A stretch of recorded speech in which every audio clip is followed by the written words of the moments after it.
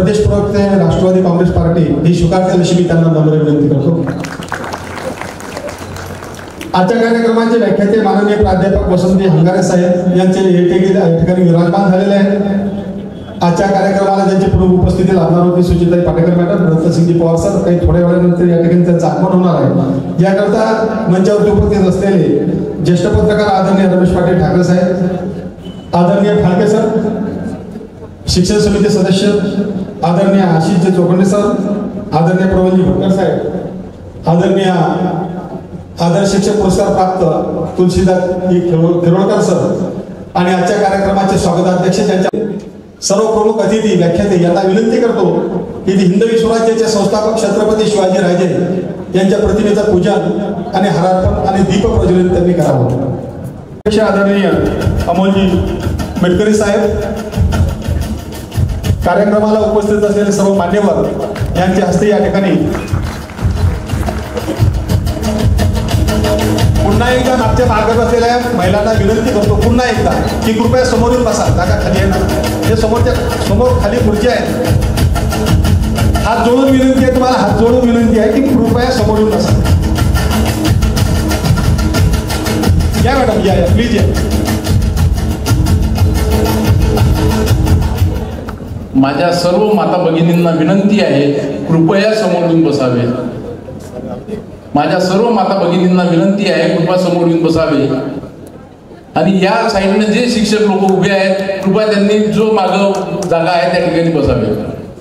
हा कार्यक्रम आपल्यासाठीच आयोजित केलेला आहे, त्यामुळे आपण एका ठिकाणी बसून हा कार्यक्रमाचा आस्वाद घ्यावा ही नम्र विनंती करतो.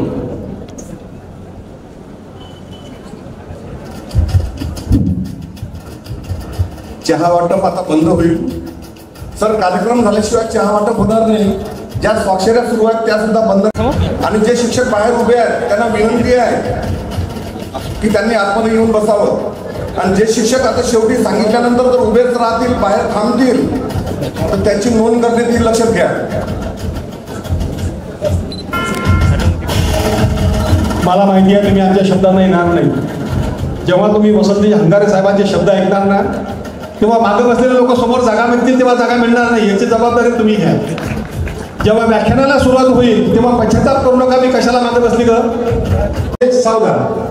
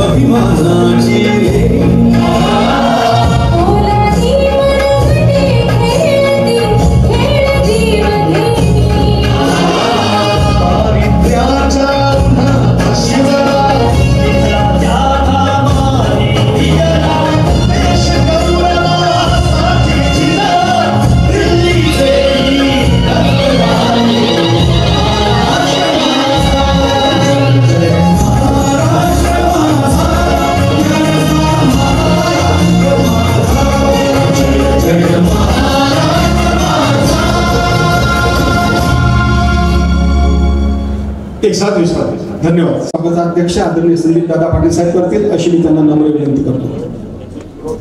आणि आदरणीय अमोलजी मेटकरी साहेबांना विनंती करतो की त्यांनी आपला सत्कार या ठिकाणी दादांच्या हस्ते स्वीकारावा.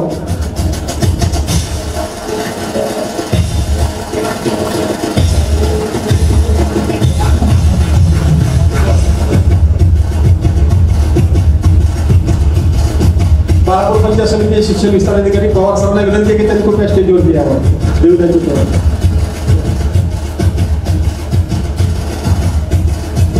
आजच्या कार्यक्रमाचे अध्यक्ष प्रदेश प्रवक्ते राष्ट्रवादी काँग्रेसचे आदरणीय आमदार अमोलजी मिटकरी साहेब यांचा सत्कार आदरणीय अकोला लोकसभा समन्वयक राष्ट्रवादी काँग्रेस पार्टीचे संदीपदादा पाटील साहेब या ठिकाणी करीत आहेत. मी संदीपदादा पाटील साहेबांना विनंती करतो की त्यांनी आजच्या कार्यक्रमाचे व्याख्याने माननीय प्राध्यापक वसंतजी हंगारे सर यांचा सन्मान चिन्ह आणि पुष्पगुच्छ आणि शाल देऊन त्या ठिकाणी सत्कार करावा. आदरणीय वसंतजी हंगारे सर यांना विनंती करतो की त्यांनी देखील आपला सत्कार आदरणीय संदीपदादा पाटील साहेब हस्ते स्वीकारावा.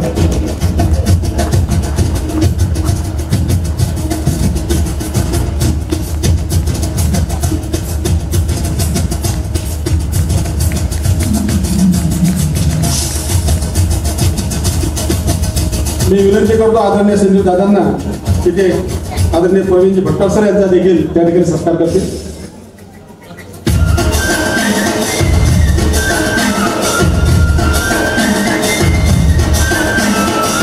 आदरणीय आशिष दादा यांचा सत्कार देखील आदरणीय संदीप दादा करतील अशी मी त्यांना विनंती करतो.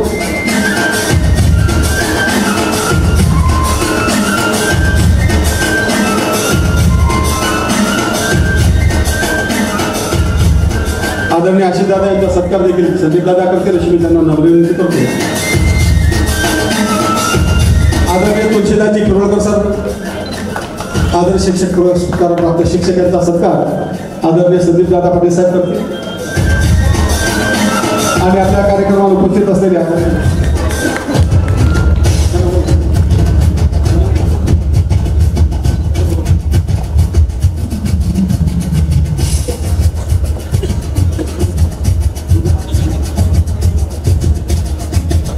युवराज मोरे दादांना विनंती आहे की त्यांनी कृपया स्टेजवरती यावं. युवराज मोरे.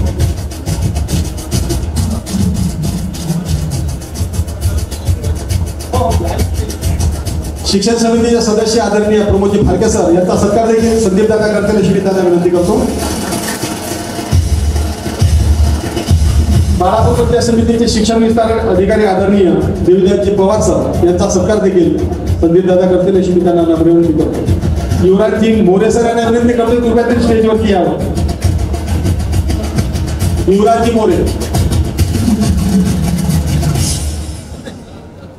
हो.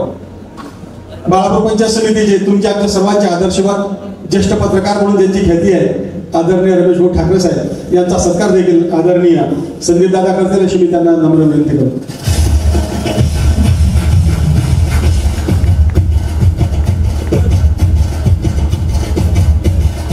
आदरणीय युवराजजी मोरे सर यांचा सत्कार देखील संदीप दादा पुष्पगुच्छ देऊन बाळापूर पंचायत समितीच्या वतीने करतील. बाळापूर आणि पात्र पंचायत समितीच्या वतीने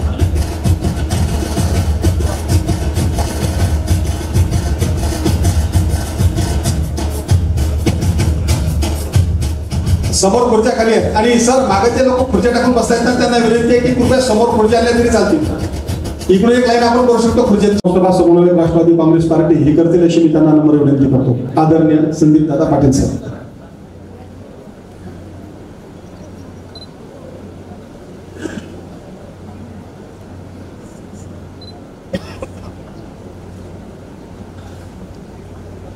शंभूराजे प्रतिष्ठान अकोलाद्वारे आयोजित महाराष्ट्रातील सुप्रसिद्ध व्याख्याते ज्यांनी मनामनात एक ज्योत पेटवली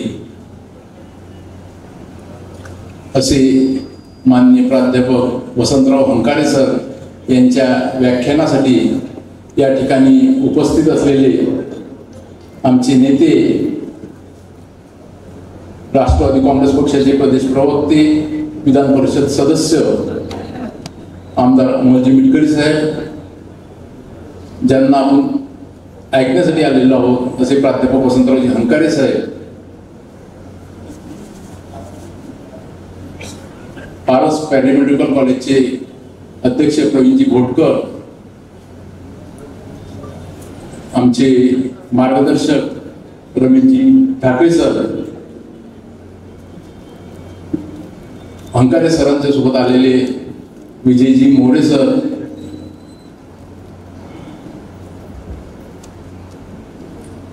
या ठिकाणी उपस्थित असलेले तुलसीदास किर्लोस्कर गुरुजी, आशिष सर,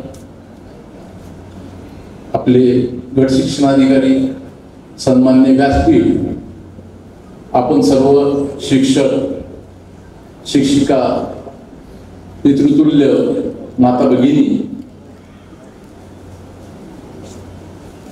गेल्या 2 ते 2.5 वर्षापासून मी माननीय प्राध्यापक वसंतरावजी हंकारे सर यांचा फॉलोअर आहे आणि त्यांची तारीख मागत आहे व विद्यार्थ्यांसाठी तारीख त्यांची मागत होतो.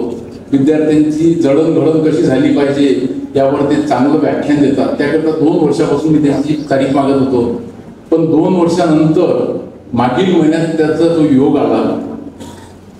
मागील महिन्यात जागेश्वर विद्यालय पातूर, आपलं बाळापूर, आणि गैलोद सरांचं विद्यालय आपलं पातूरला, या ठिकाणी व्याख्यान झाले त्यांचे.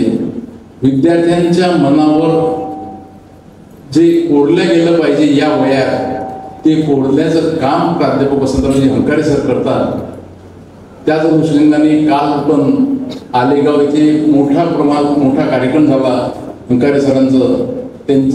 तो जो विषय असते तो आहे दमलेले आईबाप. आज जो झाला धनाबाई विद्यालयामध्ये न समजलेले आईबाप, या ठिकाणी जे शिक्षक शिक्षिका आले असतील कालच्या कार्यक्रमातले किंवा आधीच्या कार्यक्रमातले, त्यांना माहीत आहे ते विद्यार्थी कसे त्या ठिकाणी ढसा रडतात, मोकळे होतात. आणि त्या शिक्षकांचं एकच म्हणणं असते की बा आमचं मागचं टेन्शन आता 1-2 वर्ष तरी गेलं, 2-3 वर्ष तरी गेलं, म्हणजे एक चांगला विद्यार्थी घडणार आहे. यातून चांगला विद्यार्थी घडेल. विद्यार्थी हा राष्ट्राची संपत्ती आहे आणि ही राष्ट्राची संपत्ती तुमच्या सर्वांच्या हातात आहे. त्यामुळे ती राष्ट्राची संपत्ती चांगली घडली पाहिजे. याकरिताच आपण आज माननीय प्राध्यापक हंकारे सरांचं एक व्याख्यान या ठिकाणी आयोजित केलेलं आहे. मान्य अमोलदादांना मी विनंती केली होती की बा आपल्या माध्यमातून या ठिकाणी सर्व शिक्षणाधिकारी आणि सर्वांचे शिक्षक या ठिकाणी आले पाहिजेत. त्यांनी सुद्धा एक शिव मॅडम आणि सर्वांची बोलून, आणि त्यांनी सुद्धा सांगितलं नाही विषय चांगला आहे. शिक्षकांच्या मनावर जो आज ताण आहे, कोणते कामं नाहीत शिक्षकांना, सगळ्याच प्रकारचे काम आहेत शिक्षकांना. फक्त शिक्षण देणं हेच नाहीये, मतदार याद्या असो की बाकीचं काही असो, मी खोलवर जात नाही या ठिकाणी. पण तो शिक्षक कोणत्या परिस्थितीतून आज जात आहे, त्या शिक्षकाच्या मनावर काय दडपण आहे, काय परिणाम होतात त्या शिक्षकाच्या मनावर, तो शिक्षक आज या ठिकाणी मोकळा झाला पाहिजे. एक चांगलं या ठिकाणून काहीतरी घेऊन गेला पाहिजे, हीच विनंती या ठिकाणी मी हंकारे सरांना केली व त्यांनी सुद्धा एका मिनिटात मान्य केली आणि या ठिकाणी आपल्याला वेळ दिला. त्याबद्दल त्यांचे सुद्धा क्षमतेचे आभार मानतो. आपण सर्वजण या ठिकाणी उपस्थित झाला याबद्दल आपले सुद्धा सर्वांचे आभार मानतो. आणि या कार्यक्रमाचा आपण शांततेनं कृपया आस्वाद घ्यावा एवढी विनंती करतो आणि माझे 2 शब्द संबोधतो. जय हिंद, जय महाराष्ट्र. धन्यवाद. न सांगता तुम्हा कळो येते अंतर, न सांगता तुम्हा कळो येते अंतर. अंतकरणात काय चालू आहे हे न सांगताही ज्यांना कळो येते, कळते आहे, ज्यांना समजते आहे, त्यांना आपली माणसं म्हणत असतात. आणि मित्रांनो, जपायची असती माणसं तळ हाताच्या फळावानी, वादळात सापडणाऱ्या दीपकाचे ज्योतिवानी.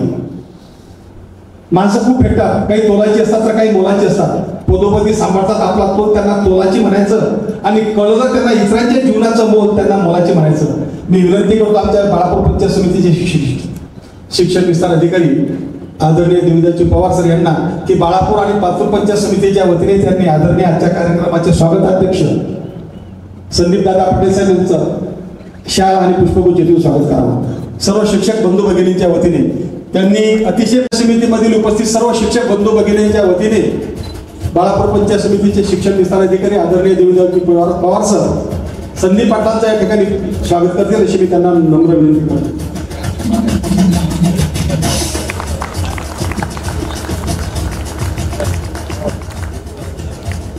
मिटकर सर म्हणतात की त्यांचं स्वागत फक्त पवारच करू शकतात. एक जोरदार टाळ्या वाजून आपण आदरणीय संदीप दादांचं आणि सर्व मान्यवरांचं स्वागत करूया. आणि मित्रांनो, म्हणतात ना की कुटुंबरूपी खाणीतील हिऱ्यांना पैलू पाडण्याचं ठिकाण म्हणजे शाळा असते. उद्याचे राष्ट्र भावी संतान, त्यासाठी आत्मविश्वासू पाहिजे गुरुजन, राष्ट्र निर्माते. राष्ट्रसंत तुकडोजी महाराज, आता आपण मिटकरी साहेबांच्या भाषणातून ऐकणार आहोत. राष्ट्रसंत तुकडोजी महाराज, वैराग्यमूर्ती गाडगे बाबा, बोधिसत्व, भारतरत्न, भारतीय राज्यघटनेचे शिल्पकार डॉक्टर बाबासाहेब आंबेडकर यांच्या विचारावरती प्रखर आणि प्रज्वलित विचार मांडणारे आदरणीय अमोलजी मिटकरी साहेब आज आमदार झाले. भाऊ, मी तुम्हाला व्याख्याते म्हणून ओळखतो आणि आम्ही समोर बसायला का घाबरतो? भौरोतला भाऊंचा कार्यक्रम होता, मला 2 मिनिटच घेतो आहे फक्त मी. भौरोतला भाऊंचा कार्यक्रम होता मिटकरी साहेबांचा, ते माझे व्याख्याते होते, आमदार नव्हते. आणि त्या व्याख्यानामध्ये समोर बसलेले काही मुलं होते. भाऊनी त्या मुलांना समोर प्रश्न विचारले आणि ज्यानं बरोबर उत्तर दिले त्याला लेटर बुक दिलं, ज्याचं उत्तर बरोबर येईल त्याला चॉकलेट दिलं, वही दिली, शैक्षणिक साहित्य वाटप केलं. त्याच्यामुळे आम्हाला असं वाटलं भाऊ की आता मिटकरी साहेब या कार्यक्रमात आम्हाला काही प्रश्न विचारतील का बुवा, म्हणून आम्ही मागं बसण्याची थोडी गर्दी केली होती. राष्ट्रसंत तुकडोजी महाराज असू दे की वैराग्यमूर्ती गाडगे बाबा असू दे, यांच्या विचारावरती प्रखर विचार मांडणारे. आणि मला आवर्जून सांगावंसं वाटते, तुळशीदासजी खेळकर सरांनी मला सांगितलं की अमोलदादा मिटकरी हे जिल्हा परिषद शाळा कोटाशाचे विद्यार्थी आहेत, तुमच्या आमच्यासाठी घोषणाभाव बाब आहे. काय करू शकत नाही जिल्हा परिषदची शाळा? हे आज आपल्या व्याख्यानातून, आपल्या शब्दांतून आदरणीय आमदार अमोलजी मिटकरी सर व्यक्त करतील अशी मी त्यांना नम्र विनंती करतो.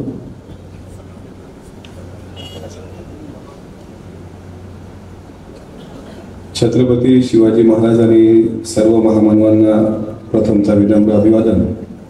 शंभूराजे फाउंडेशनच्या वतीनं आयोजित अभिनयातून शिक्षण एक ज्ञानरचनावाद या विषयावर आपल्या सर्व शिक्षकांशी संवाद साधायला या ठिकाणी उपस्थित असलेले महाराष्ट्र राज्यातील सुप्रसिद्ध विचारवंत आणि व्याख्याते जे 2 दिवसांपासून आपल्या या अकोला जिल्ह्यामध्ये आहेत, ते प्राध्यापक वसंत हंकारे सर, जिल्हा परिषद शिक्षण समितीचे सदस्य फाळके सर, या कार्यक्रमाचं संपूर्ण आयोजन ज्यांनी केलं ते संदीपदादा पाटील, मंचावर उपस्थित असलेले ज्येष्ठ पत्रकार रमेशजी ठाकरे सर, आदर्श शिक्षक माझ्यासोबत नेहमी ज्यांचं सहकार्य लागतं ते आदरणीय खिरोडकर सर, ज्येष्ठ कला शिक्षक आशिष चौथे सर, रुग्ण कल्याण समितीचे प्रवीणजी बोटकर साहेब, शिक्षण विस्तार अधिकारी देवीदासजी पवार साहेब, आज प्राथमिक शिक्षण अधिकारी रतनसिंग पवार साहेब येणार होते. मग पात्रीकर साहेबांनी सांगितलं ते थोड्या वेळात येणार आहे, पण मला त्यांचा फोन आला, त्यांची तब्येत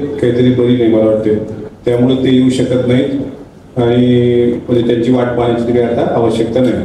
दुसरं सुचेता पाटेकर मॅडम येणार होत्या, पण त्यांना सुद्धा नागपूर कोर्टामध्ये मला वाटते काहीतरी त्यांचं एक न्यायप्रविष्ट प्रकरण आहे, त्यासाठी त्यांना तात्काळ मुंबईवरून नागपूरला जावं लागलं, त्यामुळे त्याही येऊ शकले नाहीत. मात्र हंकारे सरांना सांगतो की शनिवार दिवस असताना, आज दुपारची सुट्टी असताना, महाराष्ट्राच्या इतिहासातला हा कदाचित पहिला कार्यक्रम तुमच्या अनुभवातला असेल की इतक्या मोठ्या प्रमाणात मराठी आणि उर्दू शाळेचे 2 पंचायत समितीमधले सर्व शिक्षक आमचे जिल्हा परिषद शाळा उर्दू शाळेचे इथे आले.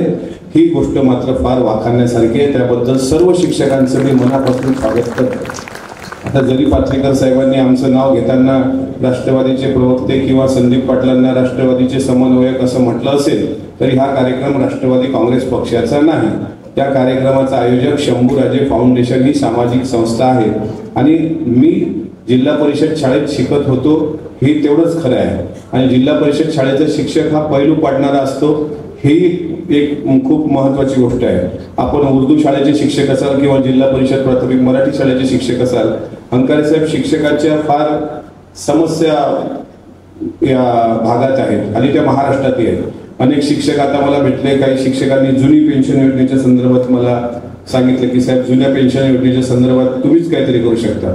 भेट असं आहे, मी काही शिक्षक आमदार नाही. आणि मागे मी खंत व्यक्त केली होती की महाराष्ट्राच्या विधिमंडळातील जे वरिष्ठ सभागृह आहे, ज्याला विधान परिषद असं म्हणतात, त्या विधान परिषदेमध्ये साधारण विधानसभा सदस्यातून एक सदस्य असतो आमदार, पदवीधरांचा एक सदस्य असतो, शिक्षकांचा एक प्रतिनिधी असतो, स्थानिक स्वराज्य संस्थेचा एक प्रतिनिधी असतो आणि राज्यपाल कोट्यातून एक प्रतिनिधी असतो.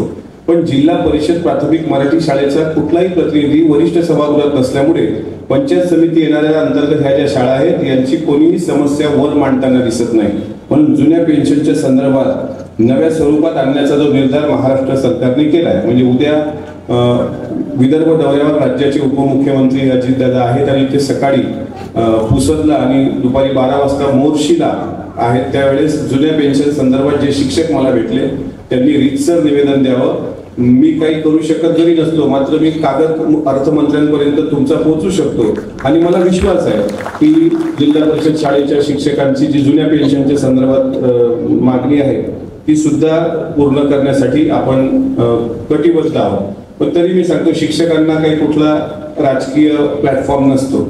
भले पडद्यामागून अनेक शिक्षक अनेक राजकीय पक्षाला सपोर्ट करत जरी असतील तरी प्रत्यक्ष येऊन ते काही राजकारणात सक्रिय नसतात. पण शिक्षकाच्या मागे राजकीय लोकांनी एवढे व्याप लावून ठेवले, फक्त ते लाडकी बहीण योजनेचेच फॉर्म भरा एवढं शिक्षकाला सांगितलं नाही तर सगळ्या ठिकाणी शिक्षक पिचला जातो हेही मला चांगल्या पद्धतीने माहीत आहे. आणि आज खऱ्या अर्थाने एक सांगायचं असेल तर काही दिवसांपूर्वी खेळोदर सर आपण मंडलनामा प्रकाशित केला होता. शब्बीर अन्सारी साहेब आले होते आणि उर्दू शिक्षक पण मोठ्या प्रमाणात त्या ठिकाणी होते की मुस्लिम समाजाच्या आरक्षणाकरता 70व्या वर्षी शब्बीर अन्सारींसारखा एक योद्धा महाराष्ट्रात काम करतो हे किती लोकांना माहित आहे. त्याच्यामुळं आज मंडलनामाच्या संदर्भात आपण उर्दू शिक्षकांचे प्रश्न जाणून घेतले. मागं उपमुख्यमंत्री अजितदादांचा वाढदिवस होता, अनेक लोक साक्षीदार आहेत. कृषी विद्यापीठामध्ये मी स्वतः जिल्हा परिषद शाळेच्या शिक्षकांच्या समस्या जाणून घेतल्या. मात्र हा काय करत असताना सुद्धा हे आम्ही स्वतः शासनाकडे पाठपुरावा करून खनिकर्म निधी अंतर्गत जिल्हा परिषद शाळांना मी 1 कोटी रुपयाचा आजपर्यंत निधी मला देता आला याचं मला समाधान वाटतं आणि तो प्रत्येक आमदारांनी सुद्धा तो प्रयत्न केला पाहिजे. खनिकर्म विभाग असतो एक शासनाचा, त्या माध्यमातून किंवा 30 अंगणवाडी डिजिटल करण्याकरता राज्याच्या महिला बालकल्याण मंत्री अदिती तटकरे यांच्याकडून आम्ही प्रयत्न केले आणि त्या 30 अंगणवाड्या डिजिटल पण केल्या. मला वाटते तुमच्या पातूर बाळापूर विधानसभा मधल्या सुद्धा काही अंगणवाड्यांचे तुम्ही जे दिले होते आकडे ते पण आपण डिजिटल केले. शिक्षक महासन्मान मेळाव्या अंतर्गत अनेक शिक्षकांचे प्रश्न हे बरोबर आहे की त्या दिवशी शिक्षकांचा असा विचार होता की शिक्षण मंत्र्यांसोबत आयुक्तांची शिक्षण आयुक्तांची बैठक लावायची. पण शिक्षण मंत्री दीपक केसरकर साहेब एका नव्या वादानं आता चर्चेत आले. त्या छत्रपती शिवाजी महाराजांचा जो मालवण मधला पुतळा कोसळला त्याच्यानंतर मात्र सरकारवर जे आक्षेप आले आणि ते वास्तव आहे.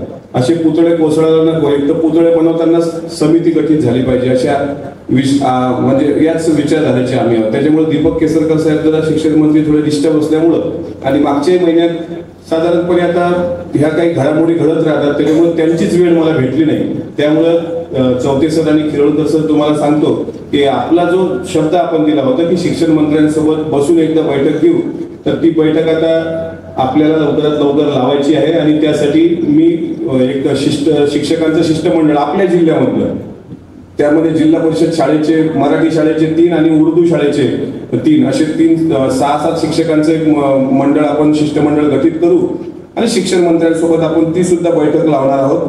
आणि जे मग उल्लेख झाला पात्रीकर साहेबांचा की जिल्हा परिषद शाळेत शिकलेले आहेत आणि व्याख्याते होते, त्यांनी भोरला माझं व्याख्यान पण ऐकलं. हंकारे सर एखादा व्याख्याता आमदार होऊ शकते हे तुम्ही लक्षात ठेवा. आज एखादा व्याख्याता सुद्धा आमदार होऊ शकतो. आणि मी कशा परिस्थितीतून आलो तर इथं शैलेश देशमुख सर आहेत माझ्या गावचे आणि सुधीर बच्चे सर पण आहेत, दोघंही याच पंचायत समिती अंतर्गत आहेत, त्याच्यामुळे त्यांना चांगल्या पद्धतीने माहित आहे. आज आपल्याला वसंत हंकारे सरांना ऐकायचं आहे. मी फार कमी लोकांच्या प्रेमात जवळपास आयुष्यात पडलो. प्रेमात म्हणजे प्रेमाच्या आता अलग अलग व्याख्या आहेत. मी वडिलांच्या प्रेमात सर्वात जास्त पडलेला माणूस आहे. त्याचपूर्वी मी छत्रपती शिवाजी महाराजांच्या चरित्राच्या प्रेमात आणि त्यापेक्षा जास्त संभाजी महाराजांच्या प्रेमात पडलो आणि फुले शाहू बाबासाहेब आंबेडकर आणि फायर ऑफ विंग्स वाचल्यामुळे डॉक्टर APJ अब्दुल कलाम सरांच्या मी प्रेमात पडलो. आणि ती वाटचाल प्रेमाची महाराष्ट्र विधिमंडळापासून लंडनच्या school of economics and political science पर्यंत जिल्हा परिषद शाळेच्या शिक्षकांनी माझी नेली. याचा मलाच अभिमान आहे. माझ्याबद्दल दुसऱ्याला अभिमान असावा असं मला अजिबातच वाटत नाही. आता अनेक लोक राजकारणामध्ये आपल्यावर टीका करतात, टिप्पण्या करतात, वाईट साईड बोलतात. हे सगळं आम्ही मी तर डोक्यावर बर्फ घेतलाय संदीप दादा, डोक्यावर बर्फ आणि तोंडात बारामतीची साखर पाहिजे. डोक्यावर बर्फारी, तोंडात बारामतीची साखर घेऊन शांत पद्धतीने आम्ही आमची वाटचाल चालू करतो. आणि कोणी जर बोलत असेल तर त्याला आम्ही म्हणतही असतो की भाई मेरी कोई खता तो साबित कर, बुरा हूं बुरा साबित कर, तुझे चाहा है कितना तू क्या जाने, चल मैं बेवफा सही तू वफा तो साबित कर. तेवढंच बोलणं असतं. लाख उंगली उठा मेरे किरदार पर, लेकिन शर्त है तेरी उंगली पैदा होनी चाहिए. एवढंच आमचं म्हणणं आहे. म्हणून बऱ्याच काही गोष्टी आहेत. पण हंकारे सरांना मी काल म्हणजे त्यांचं नाव मी ऐकलं होतं. नाव ऐकल्यानंतर म्हटलं आता शेवटी वक्ता म्हटलं की कसं असतं, मी कालही सांगितलं, वक्त्याचं जीवन हे एखाद्या लग्नात एखादी म्युझिक पार्टी असते की म्युझिक पार्टी म्हणतात मला पहिले बाहेर फुल बरसाव गाणे वाजवत ते लोक, आणि ती म्युझिक पार्टी सारखं एक लाईफ असते आमची. येताना आम्हाला 1000 फोन येतात, आले का, तुम्ही पोहोचले का, तुम्ही आता जेवलेत का, कोण वक्ता गेला की तो जिता आहे का मेला आहे का कोणी विचारत नाही. तशी परिस्थिती आहे. तुम्ही नवरदेव बोलण्यात चढेपर्यंत वक्त्याची किंमत आहे. हंकारे साहेब, काल मला संदीप पाटलांनी अक्षरशः अरे तुम्ही एकदा तरी या, एकदा तरी या. मला तुम्हाला माहित आहे तुमच्या सांगली जिल्ह्याचे तुम्ही आहे. सांगली जिल्हा म्हणजे क्रांतिकारकांचा जिल्हा आहे.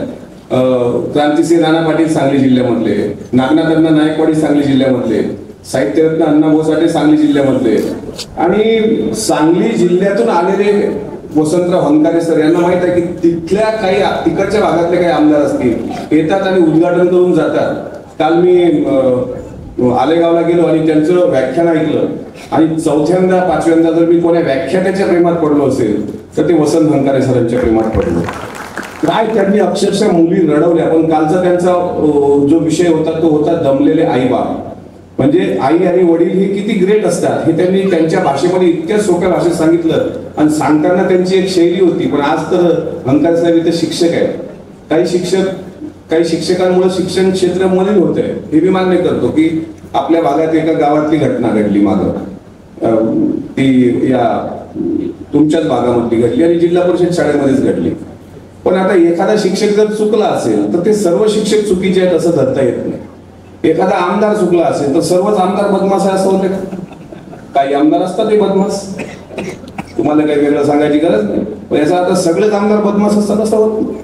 काही भ्रष्टाचारी असतात, काही प्रामाणिक असतात. आर पाटलांसारखं नाव आहे ना आपल्या महाराष्ट्रामध्ये, आजही त्यांचं नाव निघतं. स्वर्गीय वसंतराव नाईक साहेबांचं नाव निघतं, आणखी यशवंतराव चव्हाण साहेबांचं नाव निघतं. यांनी या देशाला दिशा दिली. ते पंडित जवाहरलाल नेहरूंनी छत्रपती शिवाजी महाराजांचा पुतळ्याचं उद्घाटन केलं होतं इथलं प्रतापगडावर, आणि आता पुतळा 40 दिवसातच पडला. म्हणजे भ्रष्टाचाराला काही सीमा नाही आहे आताच्या काळामध्ये. पण तरी काही राजकीय लोकही चांगले आहेत, काही सामाजिक क्षेत्रातली लोक चांगले आहेत. एखाद्याला दुष्कृत्य केलं असेल त्याला सर्वच जबाबदार आहेत असं म्हणता येत नाही. त्याच्यामुळं शिक्षक हा समाजाचा आरसा आहे, आणि गुरुपौर्णिमेपुरताच तो मर्यादित राहू नये. लोकांना फार वाटतं की गुरुपौर्णिमा आली की भेटायला विठ्ठल माझा, शिक्षकांना जातात, भेटतात, आणि मग दुसऱ्या दिवसापासून शिक्षकांना शिव्या द्यायला सुरुवात होते. माझं म्हणणं आहे आपण सर्व क्षेत्रातल्या लोकांचे प्रश्न ऐकून घेतो. आपण शेतकऱ्याचे प्रश्न समजून घेतो, आपण विद्यार्थ्यांचे प्रश्न समजून घेतो, आपण अधिकाऱ्यांचे प्रश्न समजून घेतो. आता रतनसिंग पवार आणि सुचेता पाटेकर मॅडम दोघे आले असते तर त्यांनी कार्यक्रम तर पाहिला असता, पण त्यांच्या समस्या सांगितल्याच असते. त्यांनी हे करावंच लागतं. पण तरीही शिक्षकाच्या समस्या जाणून घेतल्या पाहिजे, आणि शिक्षकाचा जिल्हा परिषदेचा सुद्धा एखादा प्रतिनिधी महाराष्ट्र विधिमंडळात असावा, जिल्हा परिषद शिक्षकांचा. याकरता सुद्धा केंद्र सरकारने कायदा पारित करणं महत्वाचं आहे. त्यासाठी सुद्धा पाठपुरावा करावा लागेल असं मला वाटतं, आणि तो नक्कीच आम्ही करू. आज तुम्ही मला ऐकायला नाही तर वसंतराव हंकारे सरांना ऐकायला आलात. आपण त्यांना अगदी शांततेने ऐकावं. आणि मी परत सांगतो संदीप दादा, तुमचं मनापासून आभार मानतो. इतक्या मोठ्या प्रमाणात आपल्या बहिणी आल्या, लाडक्या बहिणी आमच्या शब्दात सांगायचं करायचं असेल तर आमच्या लाडक्या बहिणी आल्या. आता सरकारचं एक तर आभार माना तुम्ही, का डीबीटीद्वारे डायरेक्ट 1,500 रुपये ज्याचं उत्पन्नाचं एक त्याला हे लागतं ना. आता मला सांगा, लाडकी बहिणाचं उत्पन्न लाडक्या जावायचं उत्पन्न असलं तर 1,500 कसं भेटायचं आहे? त्याच्यामुळे जे नॉर्म्स आहेत त्या नॉर्म्स मध्ये बसलेल्या ज्या काही आमच्या लाडक्या बहिणी असते, आणि मी तर म्हणतो उत्पन्न तुमचं 2 लाख 5 लाखाच्या वर असेल तर अभिमान असला पाहिजे आम्हाला. फक्त सरकारने एक काम चांगलं केलं का डीबीटी जे 1,500 रुपये महिन्याचे आहेत ते फक्त त्या आमच्या ताईलाच काढता येतात, तिच्या नवऱ्याला काढायचा अधिकार नाही. म्हणजे सावित्रीबाई फुलेंचा एक तरी आदर्श, फातिमा बी शेख यांचा एक तरी आदर्श आम्ही घेतला, असं आम्हाला म्हणायला हरकत नाही. म्हणून माझ्या ह्या सगळ्या बहिणी आल्या, आपण सर्व शिक्षक लोक आलात, आपले खरोखर आभार. नाही तर आजचा सुट्टीचा दिवस आहे, तर तुम्ही येऊ शकला नसता, पण तरी तुम्ही आलात. आणि मला विश्वास आहे जितके तुम्ही बसलेले आहात ते शेवटपर्यंत असेच कायम टिकून राहतील. यासाठीच तुमच्यामध्ये आणि हंकारे सरांमध्ये जास्त वेळ न घेता परत एकदा संदीपदादा पाटील यांचे आभार मानतो. हा कार्यक्रम राजकीय आहे असं कृपा करून समजू नका. अजितदादा आमच्या सर्वांचं प्रेरणास्थान आहे म्हणून त्यांचा फोटो आहे, माझं शंभूराजे फाउंडेशन आहे म्हणून माझा फोटो आहे, आणि कार्यक्रमाचा खर्च संदीप पाटलांचा आहे म्हणून संदीप पाटलांचा फोटो आहे. असे ते 3 फोटो आहे. बाकी याच्यात त्या फोटोचा आणि राजकीय पक्षाचा काही संबंध आहे असं नाही. फक्त एकच सांगतो की परिवर्तन ही महत्वाची नांदी आहे. कवी दुष्यंत असं म्हणतो की गंगा की कसम जमुना की कसम ये ताना बाना बदलेगा, रावी की रवानी बदलेगी, सतलज का मुआना बदलेगा, अगर जोश में तेरा होश रहा तो जालिम का जमाना बदलेगा, कुछ तुम बदलो कुछ हम बदले तो ये फसाना बदलेगा. एवढं बोलून थांबतो. जय हिंद, जय महाराष्ट्र. धन्यवाद भाऊ. संदीपदादा असं म्हणतात की भरजरी साडीला जर रत्नजडीत किनार लाभली तर ती अंगावर घालणाऱ्याचं सौंदर्य खुलत असते. खरोखरच आजच्या कार्यक्रमाकरता तुम्ही कार्यक्रमाचे अध्यक्ष असे ठेवले की ज्यांचे व्याख्यान आहेत आदरणीय वसंतराव हंगारे साहेब यांना पेटून उठवण्यासाठी ते कमी नाही. पण दादा तुम्ही बोलताना आमच्या विद्यार्थ्यांबद्दलही बोलले तर मी एवढंच म्हणेन की पुसणारे कोणी असतील तर डोळे भरून येण्याला अर्थ आहे. आम्ही शिक्षक लोक आहोत, आम्हाला जास्त बोलता येते, आम्हाला खूप मर्यादा आहे. पण पुसणारे कोणी असतील तर डोळे भरून येण्याला अर्थ आहे, आणि डोळे कोणाचेच भरून येत नसतील तर मरण देखील व्यर्थ आहे, मरण देखील. आणि या ठिकाणी आदरणीय मित्रदादा बोलले की मी ज्या लोकांच्या प्रेमात पडलो दादा, त्या लोकांच्या प्रेमात पडण्यासाठी आम्ही धडपड करतो. मी नेहमी घरी सांगत असतो, अगं तू म्हण हरिपाठ म्हण, गीता म्हण, भागवत म्हण, गीता म्हण, बायबल म्हण, बौद्धांनी त्याचा धर्म म्हण किंवा पुराण म्हण, अर्थात वाच, पण एकांतर गळे. माझ्या मुलांना मात्र रक्तातून डॉक्टर बाबासाहेब आंबेडकर आणि मौलाना आझाद उगाडून पाच. छत्रपती शिवाजीराजांचा पराक्रम सांग, उमाजींचा पराक्रम सांग, गाडगे बाबांचा त्याग सांग, रमाई, जिजाई, सावित्री यांच्या कथा सांग. मी संध्याकाळी घरी येण्यासाठी थोडा वेळ करतो. अगर मी घरी येण्यासाठी संध्याकाळी थोडा वेळ करतो, तू फाटलेल्या संसारात तिघड लाव. मी उद्याच्या भाकरीचाही मिळ लावतो, उद्याच्या भाकरीचाही मिळ लावतो. यानंतर मित्रांनो त्यांचं अफाट असलं वक्तव्य वाचण्याकरता आपण आतुर झालेले आहोत. आदरणीय प्रख्यात विचारवंत, युवा व्याख्याते व समाज प्रबोधनकार माननीय प्राध्यापक वसंत हंगारे सर, अभिनयातून शिक्षण एक ज्ञान रचनावा या विषयावरती आपल्या व्याख्यानाला सुरुवात करतील अशी मी त्यांना नम्र विनंती करतो. शिक्षण एक ज्ञान रचनावत, अर्थात चला जगूया आनंदाने. आनंदी शिक्षण अर्थात आनंदी जीवन. हा विषय अगदी साधा सरळ सोपा विषय आहे, खळखळता विषय आहे. मस्त आनंदाने अगदी उड्या मारत आलात की नाही मला माहिती नाही, पण जाताना आनंदाने उड्या मारत नक्कीच जायचं आहे. त्यामुळे विषय तितकाच सुंदर आणि खूप छान आहे. मस्त बसायचं आहे, आनंदात बसायचं आहे. अर्धा एक तास आलेले मेसेज वगैरे टाळले तर 100% बरं होईल का तुमच्यासाठी. ते नंतर सगळं आपल्याला करायचंच आहे, पण एक अर्धा तासाचा दिल खुला आलेला तणाव असा सगळा जिकडं तिकडं असा वाटून द्यायचा आहे आणि घरी एकदम आनंदाने हसत हसत जायचं आहे. त्यामुळे डोक्यातून अगोदर काढून टाका आता काय हे तत्वज्ञान असणार आहे, मग आता असं आणि मग तसं काही नाही, मलाच काही येत नाही. त्यामुळे मी तुम्हाला काय सांगणार, फक्त मला तुम्हाला अगदी हसवता येईल, आनंदाने कसं जगायचं हे मला नक्कीच सांगता येईल. अभिनयातून शिक्षण एक ज्ञान रचनावाद हा विषय मी का दिला, कारण जवळजवळ 20-22 वर्ष अभिनय क्षेत्रामध्ये मी काम केलेलं आहे. माझे पहिले गुरुजी आहेत पंडित बद्रीप्रसाद कुलकर्णी, ज्यांनी कमल हसन सारखा एक दिग्गज अभिनेता या आपल्या भारताला दिला. त्यांचे गुरुजी माझे गुरुजी पंडित बद्रीप्रसाद कुलकर्णी एक आहेत. त्यानंतर मी जवळजवळ नालंदातून 7 वर्षाची पदवी घेतली, 5 वर्षाची पदवी आणि 2 वर्ष नालंदामध्ये होतो. BFA bachelor of fine arts in Bharatanatyam Nalanda नृत्य कला महाविद्यालयातून मी केलेला आहे. अभिनयातून शिक्षण एक ज्ञान रचनावाद काय असतो, येणाऱ्या एक 10-20 मिनिटामध्ये त्याचा उलगडा होईलच. अतिशय सुंदर पद्धतीने आपण बसायचं आहे, खूप आनंदाने जगायचं आहे, कशाचाही विचार करायचा नाही आणि एकदम मस्त आपण आपलं जीवन जगायचं आहे. बहुजनांच्या अंधाऱ्या मृतप्राय जीवनात निर्भीड जगण्याचा सोनेरी किरण पसरविणारे, विजापूरच्या तख्तासमोर निमूटपणे झुकणाऱ्या नमणाऱ्या बेलगाम सरंजामदारांच्या बेबंदशाही विरुद्ध आवाज उठवणारे, सरंजामशाही कुलवंश परंपरा यांना नाकारून बहुजनांच्या अस्तित्वाचा झेंडा बडकावणारे, कल्याणच्या मुल्ला अहमेद सुभेदाराची सून किंवा बेलवाडीच्या पाटलाची कन्या यांना मातृस्थानी लेखणारे, 17व्या शतकात सरंजामशाही विरोधात वादळ उभे करणारे, जनतेला बलिदानाची प्रेरणा देऊन बहुजनांचं स्वराज्य उभे करणारे, महान रचनात्मक प्रतिभेचा रणपुरुष, समर्पणशीलतेचे प्रतिकारी प्रतीक, मातृभूमीचे असीम उपासक, सूर्यकुलातील सर्वश्रेष्ठ पुरुष, क्रांती पथकावरील सर्वश्रेष्ठ यात्री, रणशीलतेचे मानदंड, स्वराज्याचे संस्थापक, शककर्ते, युग प्रवर्तक छत्रपती शिवाजी महाराज. संपूर्ण स्वराज्याचे ज्ञानपीठ, विचारपीठ, प्रेरणापीठ म्हणजे महासाहेब जिजाऊ. स्वराज्याचे स्वप्न पाहून ते छत्रपती शिवाजी महाराजांच्या मनावरती कोरणारे आमचे आबासाहेब म्हणजे शहाजीराजे भोसले. बुद्धिमान, पराक्रमी, अभ्यासू, जिज्ञासू, चारित्र्य संपन्न आणि छत्रपती शिवाजी महाराज यांनी तयार केलेले शिवराज्य, शिवनीती आणि शिवधर्माच्या रक्षणासाठी अखेरपर्यंत लढणारे आमचे शंभूराजे. शिक्षणाची ज्ञानगंगा जनसामान्यांच्या घरापर्यंत, गोरगरिबांच्या हृदयापर्यंत पोहोचवणारे आमचे महात्मा ज्योतिराव फुले, क्रांतीज्योती सावित्री आई, माझी फातिमा आई.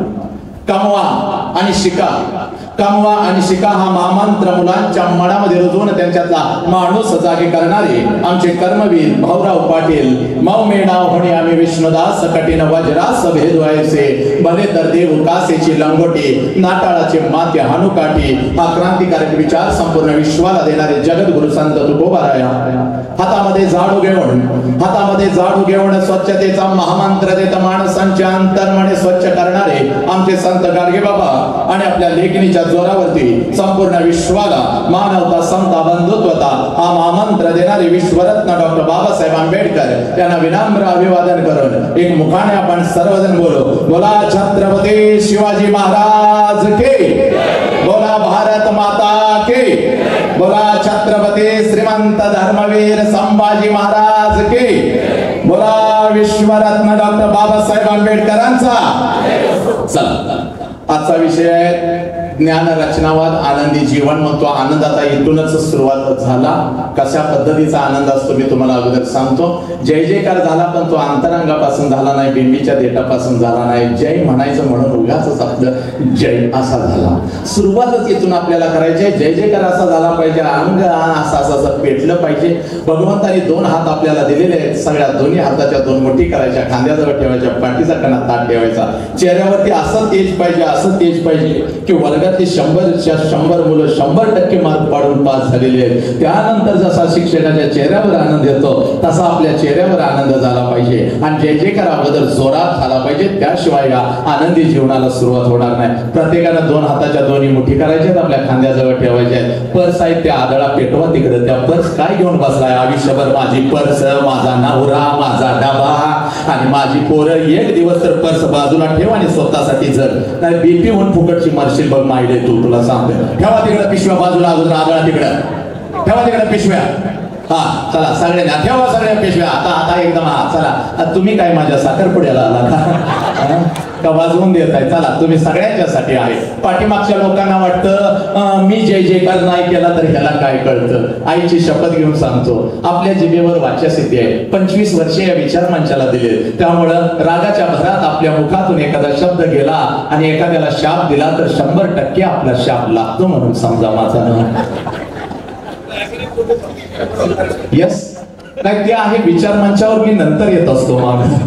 अगोदर इकडचा ऍडजस्ट करतो. इकडच्या लोकांनी लई शायनिंग मारायचं नाही. इकडे डबल शाप आहे, ते मी सांगणारच आहे आता काय.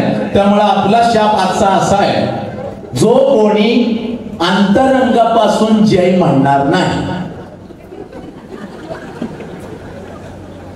उद्याचा दिवस ते काही बघत नाही.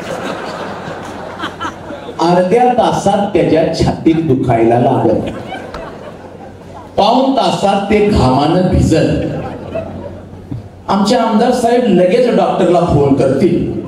त्यांचा फोन गेल्यामुळे तातडीनं गाडी इथं येईल. नाडी बघता क्षणी डॉक्टर सांगतील घेऊन जावा, काही उपयोग नाही. उद्या तुझा फोटो 2x4च्या फ्रेम मध्ये आणि तिथं बायको उगाच रडलं गेलं. उद्याचा दिवस ज्याला बघाय. आणि आई शपथ सांगतोय, मागच्या महिन्यात 9 घालवल्यात आपण आणि या महिन्याचा शेवटचा दिवस आहे. आणि इथून सुरुवात होऊ नये. आई शपथ सांगतो, आपला लय कडक शाप असतोय ना, त्यामुळे शायनिंग कोणी लय मारायचं नाही. आपली गाडी अशी आहे ना, आपला असा फुकट मरशील. त्यामुळे मी सांगतोय तसंच आनंदानं जगायचं ना, उड्या मारत जायचं. जरा आवाज दे रे बाबा तू. चला आता हात वरती करा. पाठीमाग तोच नियम आहे, डबल स्पीड न जाशील. चला हात घ्या. फक्त कॅमेरामन सोडून सगळ्यांनी जय करायचं आहे. तू जय करशील, कॅमेरा फुटशील, तुझी बायको माझ्या भोकांडी बसेल. चला जोरात. चेहऱ्यावर तेज पाहिजे. काय हे असं नाही, चेहऱ्यावर तेज पाहिजे. चला कॅमेरामन आहे तिकडे फिरवले. हा बोला बोला छत्रपती शिवाजी महाराज के, बोला भारत माता के, बोला छत्रपती श्रीमंत धर्मवीर संभाजी महाराज के, बोला विश्वरत्न डॉक्टर बाबासाहेब आंबेडकरांचा, आओ जिजाऊ के, सावित्री माई के, फातिमा ताई के. आता कसं चेहऱ्यावर तेज आलं माऊलीनं. आता घरी जाताना असंच तेज घेऊन उड्या मारत घरला जायचं. आलं का लक्षात? रोज कसं जाता शाळा सुटली की आलो हो थांबा, हो आलो हो थांबा, असं नाही. आज असं उड्या मारत जायचं. तुझ्या मनात काय चाललं होतं इथं आल्यानंतर मला चांगलं माहित आहे. बाबा आता कधी संपवतोय, आता ह्याचं व्हायचं मग त्याचं व्हायचं. आता आज शनिवार, आज ठरलं होतं माझं नवऱ्याचं, तेवढ्यात एक नोटीस आलं, बोंबा बोंब. तुझ्या मनात लय विचार चालल्यात मला कळतंय. आलं का लक्षात? पण आता काय पर्याय आहे का? उठून जाता येतंय का? काय काय मैत्रिणींनी फोन करून सांगितलंय माझी तेवढी सही मार, माझं मी येते नंतर. लय तुमचं काय काय चाललं होतं मी तिथं बघितलेलं आहे. अशा अनेक संकटातून तुम्ही इथं बसलेला आहात, मी जाणतोय माझ्या मातानं. पण आता घरला जाताना कसं जायचं? अजिबात टेन्शन मध्ये जायचं नाही. टना टना उड्या मारत जायचं. घरी गेल्यानंतर नवरा पुढे आला की त्याला म्हणायचं चल बाजू हट, हवा आणे दे म्हणायचं, जरा हवा आणे दे म्हणायचं. आणि असं डुलत जायचं. ती येडच झालं पाहिजे. आज हे नेमकं कुठनं जाऊन आलंय? मुख्याध्यापकाला त्यानं फोन केला पाहिजे, नेमकं आज घडलं काय? हे धोत्र्याचं फुल गुलाब होऊन घरला कसं काय आलेलं आहे?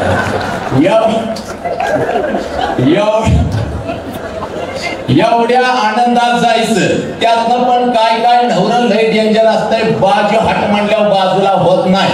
त्याच्यावर तुला लगेच माझ्या ताईडे पर्याय मी देणार. काय पर्याय देणार? भगवंताने एवढं सौंदर्य कशाला दिलंय तुला? कशाला दिलंय? एवढे लांब लांब केस कशाला दिलेत? का नुसता बुचडा बांधून उभं पालन करायचं त्याच्यामध्ये? केस सोडायचे, नवऱ्याजवळ जायचं आणि कार करून फिरवायचे. 2 केस त्याच्या नाकात गेली पाहिजेत, उलटच पडलं पाहिजे ते. आणि मग आतमध्ये प्रवेश करायचा. आणि तुमच्या दोघांचं हे चालू असताना तुझी सासू नक्की बाहेर येणार म्हणजे येणार. आणि सासू बाहेर आली की नेहमी सारखं तिच्याकडे बघून नाक मुरडायचं नाही. मला माहित आहे तुमची सवय करायचं नाही. तिच्याकडे बघून बोट मोडायची नाहीत. तर आज जरा वेगळं करायचं. आज सासूकडे बघायचं, नाच करायचं. आत्या करायचा. म्हातारीच्या गालाचा मुका घ्यायचा. म्हातारी दान करून खाली पडली पाहिजे. खाली पडली की तिला सोडायचं नाही, तिच्या जवळ बसायचं. लय दिवसानं म्हातारी सापडल्या आणि दुसऱ्या गालाचा मुका घ्यायचा. आत्या मान मान करायचं. म्हातारी गडागडा लोळली पाहिजे आणि तुझ्या नवऱ्याला म्हणाली पाहिजे बाबा लवकर इकडे ये, हिच्या अंगात आलेलं हाय. लगेच 2 उड्या मारायच्या आहा आहा करून. मला माहित आहे मोदळा वाढलाय तरी पण 2 उड्या मारायच्या. आणि नवऱ्याला आणि सासूला म्हणायचं माझ्या अंगात आलेलं आहे, पण कुठलं भूत आणि पिशाचं आलं नाही, तर माझ्या अंगात आज आलंय आनंदाचं वारं आलेला आहे. माझा भाऊ वसंता सांगलीवरून जवळजवळ 700 किलोमीटरचा प्रवास पूर्ण करून इथं आला होता आणि माझ्या अंगामध्ये त्यानं आनंदाचं वारं सोडलेला. त्यामुळं आजपासून या घरामध्ये कोणी कोणाचा द्वेष करणार नाही, कोणी कोणावर भांडण करणार नाही. तर जगायचं कसं? चला जगूया आनंदानं. एवढ्या आनंदानं ती पर्स घेऊन घरी जायचं आहे. अजिबात त्याचा फोन आला तर बघायचा पण नाही, कटच करून टाकायचा. एवढ्या आनंदात. आता बघा बरं चेहऱ्यावरचं सौंदर्य कसं 5 मिनिटात खुललं का नाही सांगा? एवढी वर्षे एवढी टन फेरेन लावली, काय उपयोग झाला का? आता आता एका मिनिटात कसं दिसायला लागले बघा. नवरा तर बघून म्हणणार हा मस्त असा एवढ्या आनंदात राहायचं. कारण आपण आनंदी तर कुटुंब आनंदी, कुटुंब आनंदी तर आपली शाळा आनंदी, शाळेतलं प्रत्येक लेकरू आनंदी. लक्षात घ्या. म्हणून अगोदर अंतरंगा मजा तुमच्या आनंद पाहिजे. आणि इकडची सगळी घ्या. वटवागळासारखा चेहरा करून घराकडे जायचं नाही. तुम्हाला लय घाण सवय आहे.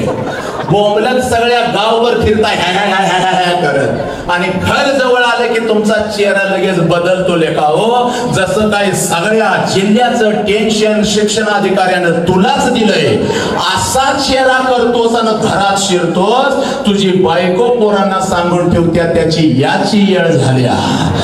तुम्ही जेवण गप अभ्यासाला बसा. कसा संसार केलाय माझं मला माहिती आहे. लाकडाची असते कधीच फुटून गेली असते. आईबाचं नाव ठेवायचं म्हणून आज मी ह्याच्यावर नांदते. आज घरी असं आणि घरी तसं जाताना मित्राला काय म्हणता, आपण घरी गेलं आपल्या नादाला कोण लागत नाही. अरे येड्याच्या नादाला कोण लागणार आहे. कोणी लागत नाही. त्यामुळे सगळ्या तमाम माझ्या शिक्षक बांधवांना मी सांगतोय, आज घरी असं जायचं उड्या मारत. घरी उड्या मारत म्हणजे आपापल्याच घरी जायचं आहे. नाहीतर आणि सांगशीला आम्हाला ट्रेनिंग मध्ये सांगितलंय उड्या मारत जायला.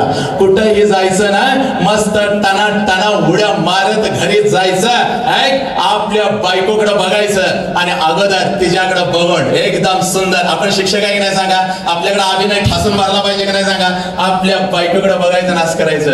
यस डार्लिंग म्हणताय काय. डार्लिंगच म्हणायचं. ती जवळ आली पाहिजे ना अगोदर करून वास घेतला पाहिजे. तेव्हा तिला म्हणायचं तसं काही नाही म्हणायचं. आता त्याची गरज पण नाही म्हणायचं. आज असली नशा आलेली मेरे डार्लिंग असं करूनच घरी जायचं. तू आनंदी तर सगळं जग आनंदी असणार आहे. लक्षात घ्या. आणि पण आता मी सांगितलंय म्हणून लगेच हसत घराकडे जायचं नाही. अगोदर अंदाज घ्यायचा. मागच्या एका कार्यक्रमात साहेब मी सांगितलं होतं बायकोकडे बघून जाऊन हसा, लय आनंद मिळतोय. एक पुढंच बसलं होतं असं लय पेटलं. एवढं पेटलं घराकडे गेलं. नेमकी बायको उंबऱ्यावर उभी होती. त्यानं बघितलं आणि त्याला मी आठवलो. हंकारे सरांनी सांगितलंय बायकोकडे बघून हसायचं, लय आनंद मिळतोय. आणि ते हसलं. जसं हसलं तिनं धरला,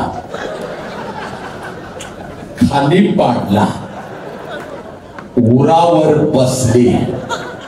150 टनाचा मोदळा होता. ती सुद्धा 40 किलोच. लागलं टाचा घासायला. त्याला काय बोलता आलं नाही. जशी ती उरावर बसली त्यानं नुसती जीभ बाहेर काढली करून. तिनं तशीच ती जीभ धरली. दुसऱ्या मुठीचा गुद्दा केला आणि एक गुद्दा जीभ घातला आणि म्हणाली, नालायका वट वागळा. 18 वर्ष लग्नाला झाली. 18 वर्ष. त्या 18 वर्षात वट वागळा कधी माझ्याकडे बघून हसला नाहीस. आणि मगाशी माझ्या आईला अटॅक आलाय, हसत आलाय सर घरला. त्यामुळं अगोदर अंदाज घ्या. तुमचं इंजान तुम्हाला माहिती आहे. किती व्होल्टचा आहे, किती पॉवरचा आहे, डिझेलवर आहे, पेट्रोलवर आहे का तसंच हातात आणलाय. त्यामुळे मी सांगितलंय आपला पर्याय लगेच प्रयोग करायचा नाही. पण असं आनंदानं आज उड्या मारत जायचं. कारण मी तुम्हाला सांगतो शाळेमध्ये आम्ही काय शिकवतो यापेक्षा शाळेमध्ये आम्ही कसं शिकवतो. या शाळेच्या भिंती आम्हाला डॉक्टर देतात, इंजिनियर देतात, वकील देतात आणि मोठमोठे उद्योजक देतात. एवढंच या युगातल्या 21व्या शतकातल्या लेकरांच्या काळजामध्ये आज पेरलं जातंय. पण माझ्या मातानं तुमच्यासारख्या गुरूंच्यामुळेच आज मीही घडलो आणि आमचे अमोल दादाही घडले. पण लक्षात घ्या, आजच्या लेकरांच्या काळजामध्ये पेरणं काळाची गरज आहे. या शाळेच्या 4 भिंती फक्त आम्हाला डॉक्टर देत नाहीत, फक्त आम्हाला इंजिनियर देत नाहीत, फक्त आम्हाला वकील देत नाहीत, तर या शाळेच्या 4 भिंती सगळ्यात अगोदर आम्हाला एक चारित्र्यवान माणूस देतात. आणि त्या माणसाची निर्मिती करण्याची धमक आणि ताकद फक्त एकाच व्यक्तीमध्ये आहे, ज्याचं नाव गुरुजी आहे. लक्षात घ्या, ज्याचं नाव शिक्षक आहे. लक्षात घ्या, पोराच्या अंतरंगामध्ये आनंद पेरण्याची ताकद एकाच व्यक्तीमध्ये आहे, ज्या व्यक्तीचं नाव, ज्या पेशाचं नाव गुरुजी आहे. लक्षात घ्या. हे आणि म्हणून सांगतोय मातानो, राष्ट्रसंत तुकडोजी महाराज सांगतात, हे गाव असो अथवा शहर तेथील बिघडले आचार विचार. हे गाव असो अथवा शहर तेथील बिघडले आचार विचार, म्हणूनच रोग राईने बेजार झाले सारे जन लोक. गाव करावा या निरोगी सुंदर, सुधारावे लागेल एक एक घर. हे गाव करावा या निरोगी सुंदर, सुधारावे लागेल एक एक घर. आणि त्याहून घरात राहणारा करावा लागेल आदर्श. जोपर्यंत घरातला प्रत्येक व्यक्ती आदर्श होत नाही, तोपर्यंत आमचं गाव आदर्श होणार नाही. आणि जोपर्यंत आमचं गाव आदर्श होणार नाही, तोपर्यंत आमचा देश आनंदी होणार नाही. आणि घरातला प्रत्येक व्यक्ती आनंदी करण्याचं सामर्थ्य एकाच व्यक्तीमध्ये आहे, ज्या व्यक्तीचं नाव शिक्षक आहे. लक्षात घ्या. आणि ज्या घराचं, ज्या ज्ञान मंदिराचं नाव शाळा आहे. आणि म्हणून तिथं तुम्ही शिकत आहात, तुम्ही तिथं शिकवत आहात. तिथूनच शिकून आपण मोठं झालो. मग शिक्षणाच्या अगोदर यायला हवा तो आमच्यामध्ये आनंद यायला हवा. अंतरंगामध्ये आमचा आनंद पेरला गेला पाहिजे. आणि म्हणून, कारण का 4 वर्षाचं लेकरू तुमच्या समोर असतं आणि ते 4 वर्षाचं लेकरू काय म्हणतं, गुरुजी हो गुरुजी तुम्ही माझं गुरुजी. गुरुजी हो गुरुजी तुम्ही माझं गुरुजी, पाठीवरचं ओझं माझ्या कमी जरा करा की.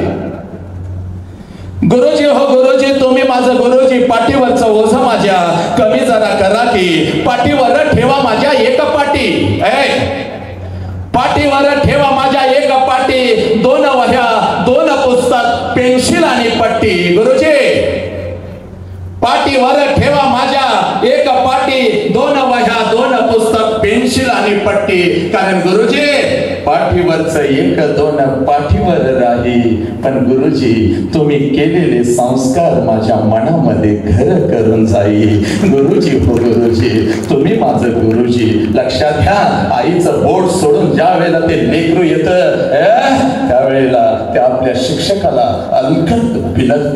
कारण त्या पोराला आपल्या शिक्षकामध्ये फक्त आई दिसत नाही, आणि त्या पोराला आपल्या शिक्षकामध्ये फक्त वडील दिसत नाही, तर एका शिक्षकामध्ये आपल्या त्या लेकराला आई आणि वडील दोन्ही दिसतात. लक्षात घ्या. आणि म्हणून ही ताकद आहे, हे राष्ट्र घडवण्याची प्रचंड मोठी ताकद आहे. आणि म्हणून पोरगा म्हणता, का शिकवता गुरुजी आम्हाला घोडोबा लाडोबा. गुरुजी का शिकवता गुरुजी आम्हाला घोडोबा लाडोबा, मनात आमच्या खुसवा गुरुजी बालपणातील शिवबा. बघा कसा मग पेटून उठतो छत्रपती सारखा. ऐकून घ्यावं आता कुणीतरी या बाळाची व्यथा. ते बाळ व्यथा आपल्या आईला सांगत नाही, आपल्या वडिलांना सांगत नाही, पण त्या लेकराची व्यथा सगळ्यात अगोदर कळते. आणि ते लेकरू सगळ्यात अगोदर आपली व्यथा सांगतं ते समोर उभ्या असलेल्या आपल्या शिक्षकाला, आपल्या बाईंना.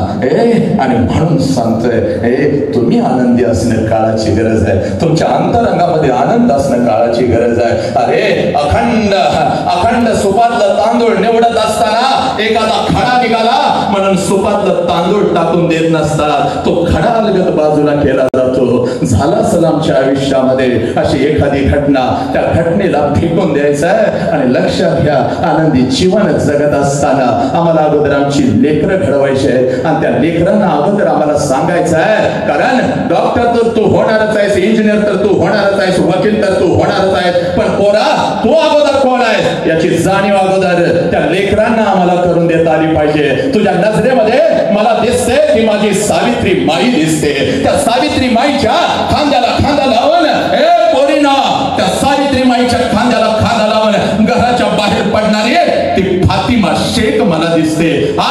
लोकींच्या मनावर हा इतिहास कोरणं काळाची गरज आहे. मिट गया जो मिटने वाला फिर सलाम आया तो क्या, दिल की बर्बादी के बाद उनका पयाम आया तो क्या, मिट गई जब सब उम्मीदें, मिट गए जब सब ख्याल, उस घड़ी कर नामावर लेकर पयाम आया तो क्या. कौन जाने ये तमन्ना इश्क की मंजिल में है, जो तमन्ना दिल से निकली फिर जो देखा दिल में है. सरफरोशी की तमन्ना अब हमारे दिल में है, देखना है जोर कितना बाजू एक का दिल में है. राम प्रसाद बिस्मिल्ला लक्षात घ्या. ज्या वेळेला फासाच्या तख्ताकडे राम प्रसाद बिस्मिल्ला निघालेले असतात त्यावेळेला शेवटच्या क्षणाला त्यांची आई त्यांच्या समोर येते. आईला बघता क्षणी राम प्रसाद बिस्मिल्ला यांच्या मध्ये डोळ्यामध्ये अश्रू येतात. आपल्या लेकराच्या डोळ्यातला अश्रू पाहत असते माऊली आपल्या लेकराला म्हणते, बेटे राम, बेटे राम, तुम्हारे आंखों में आंसू क्यों? इस वतन के लिए, इस वतन के लिए फांसी के तख्त पर चढ़ रहा है, इसलिए तेरे आंखों में आंसू. बेटे राम, रोना नहीं बेटे राम, रोना नहीं. अपने वतन के लिए हंसते हंसते फांसी के तख्त पर चढ़ जाना, क्योंकि शेर कभी रोता नहीं राम. एक शेरनी ने एक शेर को जन्म दिया है, एक शेरनी ने एक शेर को जन्म दिया है. त्यावेळेला माझे राम प्रसाद बिस्मिल्ला आईच्या नजरेमध्ये नजर घालत आपल्या आई म्हणतात, माँ ये खुशी के आंसू है, माँ, माँ ये खुशी के आंसू है. हे माँ, मेरा आखिरी वक्त चल रहा है और तुम मेरे सामने आई हो तो मैं यही चाहता हूँ कि अगला जन्म मैं तेरे ही कोख से लेना चाहता हूँ और इन अंग्रेजों के खिलाफ मेरी जंग वापस जारी रखना चाहता हूँ. माँ, माँ. आज घरातली आई पण आपलं आई पण विसरत आहे आणि ते पोरग मी कोणाच्या पोटी जन्म घेतला ते विसरत आहे. आणि यांना परत त्याची जाणीव करून देण्याची ताकद एकाच ज्ञान मंदिरात आणि एकाच व्यक्तीत आहे, ज्या ज्ञान मंदिराचं नाव शाळा आहे आणि त्या व्यक्तीचं नाव गुरुजी आहे, त्या व्यक्तीचं नाव वाणी. ही ताकद आहे. ज्या वेळेला या गुरुवारांच्या समोर उभा राहतो त्या वेळेला या वसंताला इयत्ता 6वीतला तो दिवस आठवतो. मायबाप खरं तर शिक्षकाच्या समोर उभा राहतो मला 2-3 तास पुरत नाहीत. एका दिवसाचं प्रशिक्षण मला घ्यावं लागतं. पण एका तासामध्ये अर्ध्या तासामध्ये मला जे द्यायचं आहे तुमच्या अंतरांगामध्ये मी पेरूनच जाणार, कारण तुमचा पोरगा आहे मी. तुमच्यासारखे गुरुवर्य तर आमच्या पाठीशी नसते तर आज हा बुलंद वाघासारखा आवाज ना माझा ना आमच्या साहेबांचा बाहेर पडलाच नसता. लक्ष द्या. 6वी इयत्ता 6वी, 3री मध्ये 2 वेळ नापास, 3ऱ्या वेळ परत नापास झालं. शिक्षकांनी मीटिंग घेतली, याला 3ऱ्या वेळ जर नापास केलं लोक म्हणतील आपल्यालाच काही शिकवा येत नाही, त्यामुळं याला पुढं ढकलण्यात यावं. त्यामुळं 2 वेळ नापास होऊन 3ऱ्या वेळी मी 4थीत गेलो. कसा तर 5वीत आलो, कसा तर 6वीत आलो आणि 6वीत आल्यानंतर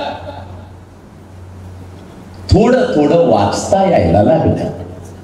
पण पहिला बेंच आपण कधीच सोडला नाही. पहिल्या बेंचवर कायम. माझे वर्ग शिक्षक ढोले सर वर्गात आले की मला म्हणायचे, वश्या कधी तर माग बसत जा, तुला सकाळ सकाळी बघितलं की दिवसभर काय शिकवायचं हेच मी विसरून जातो.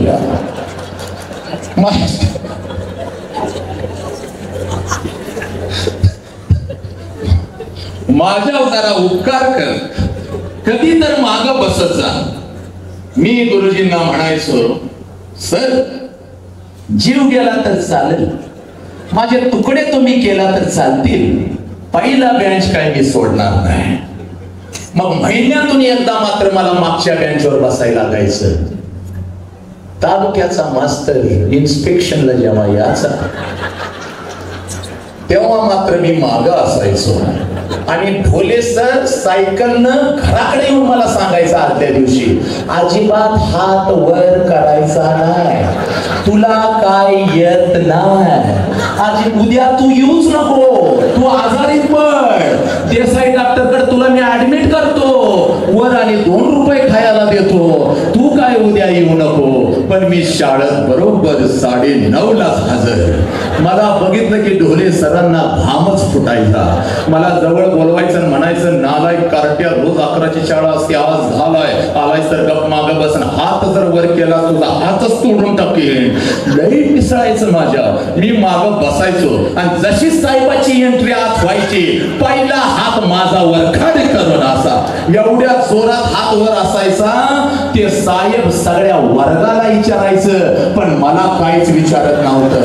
साहेबाला वाटायचं ह्याला सगळं येतंय, ह्याला कशाला काय विचारायचं, पण उलट होतं, मला एकट्यालाच काय येत नव्हतं आणि सगळ्या वर्गाला येत होतं. आत्मविश्वास लय बुलंद होता.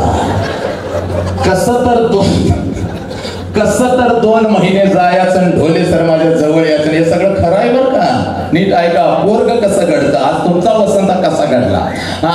त्यामुळे हे पेटून उठायचं आणि घराकडे जायचं, उगाच मरगळ्याकडे जायचं नाही. सांगतो पळवा आले हो, भाजी आणलं का, असलं काय करायचं नाही. आज खतरनाक घरला जायचं, नवऱ्याला म्हणायचं चला हॉटेलमध्ये जेवायला जायचंय, मी देतो पैसे म्हणून न्यायचं, तिथं गेल्यावर बस बोंबलत म्हणायचं, खाऊन बाहेर यायचं. पण आज ऐका, 2 महिन्यानं ढोले सर माझ्या जवळ यायचं, मला म्हणायचं वशा उद्या घटक चाचणी सुरू होत्या आणि तुझ्यामुळं माझ्या मराठीचा निकाल 100% लागत नाही. जर उद्या पेपर कोरा सोडलास, मेलास.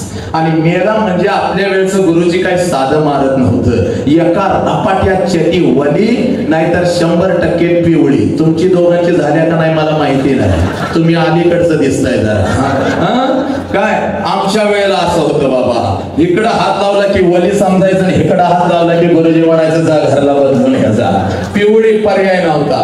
मग मला ढोले सर म्हणायचं उद्या जर पेपर कोरा सोडलास मेला, मला टेन्शन यायचं, लिहायचं काय पेपरात. घराकडे मी यायचं, उगाच उद्या पेपर आहे, आई असा रपाटा घालायची, म्हणायची नालायका कार्ट्या, कुठल्या मुद्दाव जन्माला आलाय, सगळं तुझा भाव अभ्यास करत बसल्या, जरा काही तर वाचत बस की.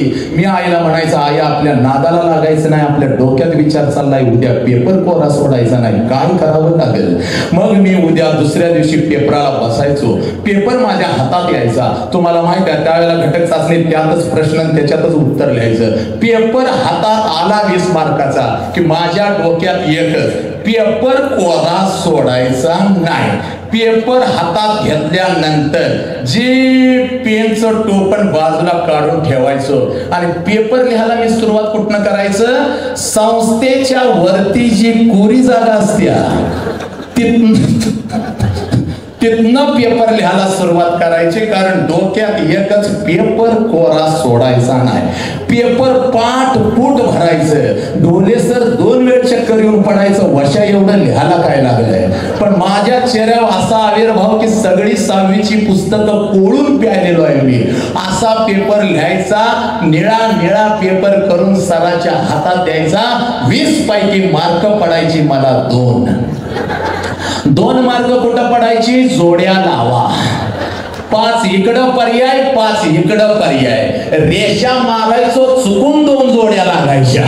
पदरात माझ्या 2 मार्क पडायचं. आणि आमच्या वर्गात सुजाता शिंदे नावाची एक मुलगी आहे, आता क्लास 1 ऑफिसर आहे कोल्हापूरला. एवढी हुशार, तिला 20 पैकी मार्क पडायची 18.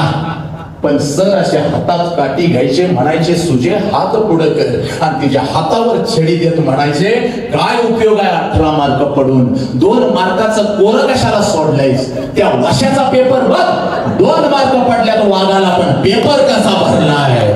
तेव्हा मला कळालं मार्कांच्या बरोबर आत्मविश्वासाला महत्व आहे. ज्या लेकराच्या अंतरंगामध्ये आत्मविश्वास त्यानं यशाचा झेंडा गाडला, नाहीतर 100% 100 मार्क्स पाडणारा पोरगा आज आत्महत्या करू लागलं. कारण का, शिकवण्याच्या पद्धतीमध्ये बदल झाला, मार्कांचा ढेग रचला, आत्मविश्वास आमच्या लेकरांच्या आताच्या या दशकामधला गायब झाला. आणि तो आत्मविश्वास तुम्हाला आम्हाला आता परत लेकरांच्या काळजात पेरायचा आहे. 2 मार्क्स कमी पडले तर चालतील साला, पण संभाजी राजांच्या सारखा मनानं आणि शरीरानं तू खंबीर असलाच पाहिजे.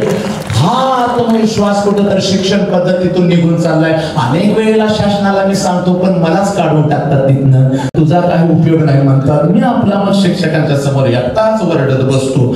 आणि मग पुढचा ऐका, दुसऱ्या दिवशी ढोले सर सगळं पेपर तपासून घेऊन आले. येताना स्वेटर वर शॉल. तुम्ही जरा चौघी जरा मला भारी वाटतंय सर. वा वा. मागच्या कार्यक्रमात अशा चौघी बसल्या होत्या पुढं, त्यातली एक उठली मला 2000 रुपयेच दिलं आनंदाने. बघू आता या काय करतात. पर्स तरी एकीची उघडी दिसते. टेन्शन मध्ये येऊ नका, नाही घेत बाया. चालत थांबा, वेळ लवकर संपत चाललाय आपला, लवकर घराकडे जायचंय. दुसऱ्या दिवशी सर पेपर तपासून आलं. येताना स्वेटर वर शॉल आणि थंडी वाजत होतं. मी सरांना म्हटलं सर काय झालं, आजारी पडलाय काय? सर मला म्हणतोय वशा तुझा पेपर बरा, तुला निदान 2 मार्क तर पडल्यात, पण त्या साध्याचा पेपर रात्री तपासत होतो आणि जी रात्री थंडी भरून आल्या अजून काही गेली नाही बाबा. सकाळी देसाई डॉक्टरनं 2 इंजेक्शन केली, एक इकडं केलं एक इकडं केलं, ताप काय उतरना. डॉक्टर म्हणताय बाहेरचं काय खाल्लं काय? मी डॉक्टरला म्हणालो बाहेरचं खाऊन नाही बाबा, पेपर तपासताना मला ताप आलाय. सध्यानं पेपरात काय लिहिलं हे मी देसाई डॉक्टरला सांगितलं, तेव्हापासून देसाई डॉक्टरच आजारी पडलंय म्हणले. एवढं खतरनाक सध्यानं पेपरात लिहिलं होतं. आणि सध्यानं पेपरात काय लिहिलं होतं त्याचं विश्लेषण आजपर्यंत कुठलंच या विश्वातलं विद्यापीठ करू शकलं नाही. एवढं खतरनाक सध्यानं लिहिलं होतं. त्यावेळेला आपल्याला एक वाक्प्रचार यायचा. त्यावेळेला आम्हाला वाक्यप्रचार आलता, रसा तळाला जाणे म्हणजे काय, वाक्याचा अर्थ सांगून वाक्यात उपयोग करा. आणि त्यावेळेला सध्यानं जे लिहिलं होतं त्याला तोड नव्हती. वाक्यप्रचार असा होता, रसा तळाला जाणे म्हणजे काय, आणि सदा लिहितो रसा तळाला जाणे म्हणजे मटणवरती येणे.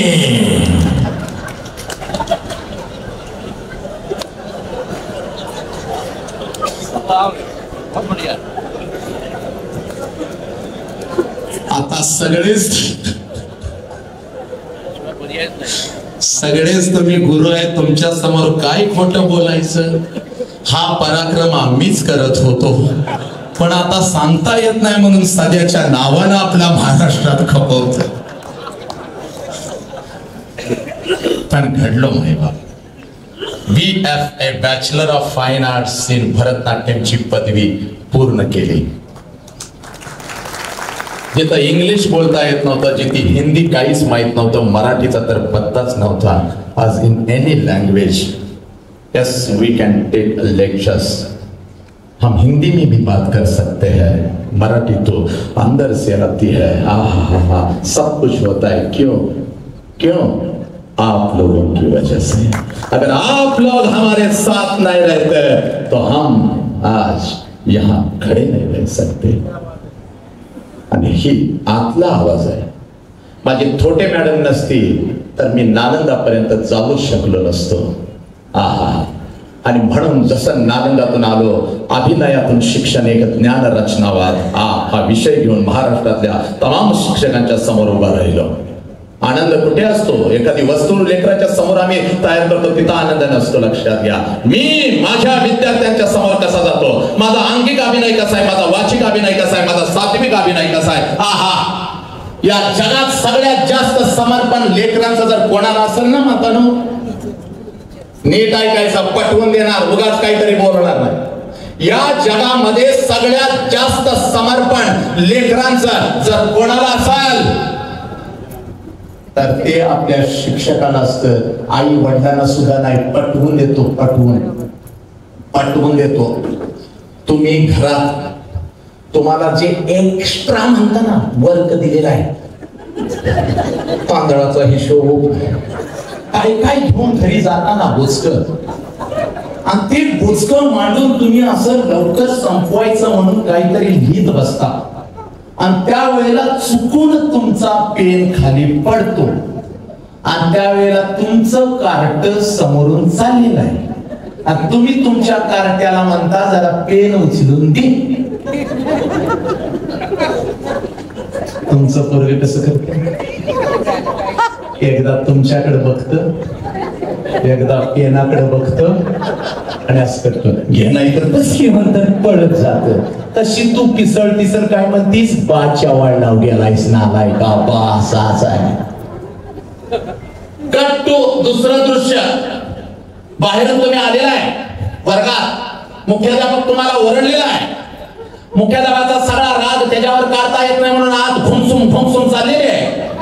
तिथं येत आहे, तुम्ही आदळ करत आहे, पोरांना अभ्यास दिलेला आहे आणि त्या मुख्याध्यापकाला कसा धडा शिकवायचा याचा विचार करत तुम्ही बसलेला आहे आणि हळूच कागद काढताय आणि तुम्ही काय तर लिहायला लागताय आणि चुकून तुमचा पेन खाली पडतोय आणि चुकून तुमचा पेन खाली पडला न सांगता समोर बसलेली 8-10 पोरं उठतात, पेन हातात घेतात आणि बाई बाई करत तुमच्या जवळ येतात. पण आपण उठतो आणि पोरांना काय म्हणतो, एक पेन द्यायला 8 जण उठला, पेन कोणी दिला तेवढा खाली बसन बाकीची ओवर घरातलं कार्ट विचारत नाही पण शाळेतली 50 लेकरं आपल्याकडे पडत येतात. माते एवढं समर्पण लेकरांचं आपल्या शिक्षकाला असतं म्हणून आई वडिलांच्या अगोदर लेकरू घडतं ते शिक्षकाच्या या मांडीवरती, शिक्षकाच्या छायेमध्ये.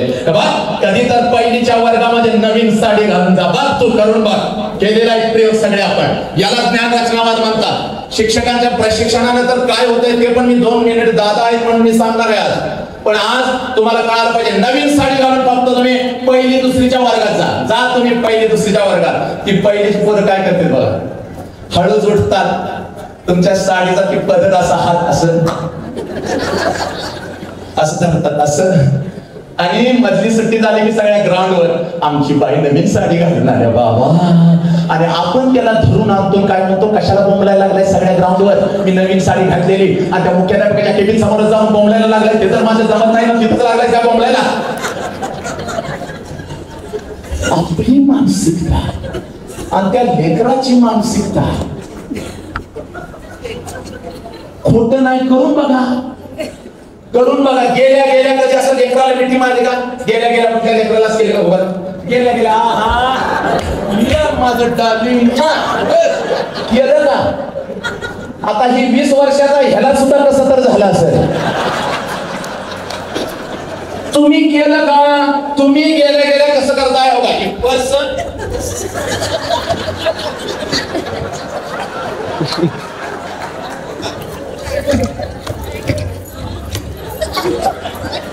हॅलो, पोचले 5 वाजता बरोबर या घ्यायला, येताना मोकळी पिशव्या ना भाज्या न्यायच्या आहेत. परत असं करताय बघा, मध्ये मला फोन करू नका, ते मुख्याध्यापक फोन बंद करायला सांगताय आम्हाला, तर आम्ही त्या पोराला वही काढते. हे पोरग म्हणते की घरात एक आई येडी आहे, बापाच्या नादाला मी काय लागत नाही, भात इथं मिळतोय म्हणून इथं येतोय, तर हे पण आम्हाला फुसफुस ते कन्फ्युज झालंय. आई शपथ सांगतो तुम्ही पहिला महिना शिकवूच नका, म्हणजे हे अनऑफिशियल आहे बरं का, हे माझं शास्त्र आहे, शासनानं सांगितलं नाही, नाहीतर तसं करशील आणि घोड होईल. 1 महिना शिकवू नका. रोज वर्गात गेलं की कुठल्या पोराच्या गालावरून हात फिरवायचा, कुणाच तर मुक्का घ्यायचा,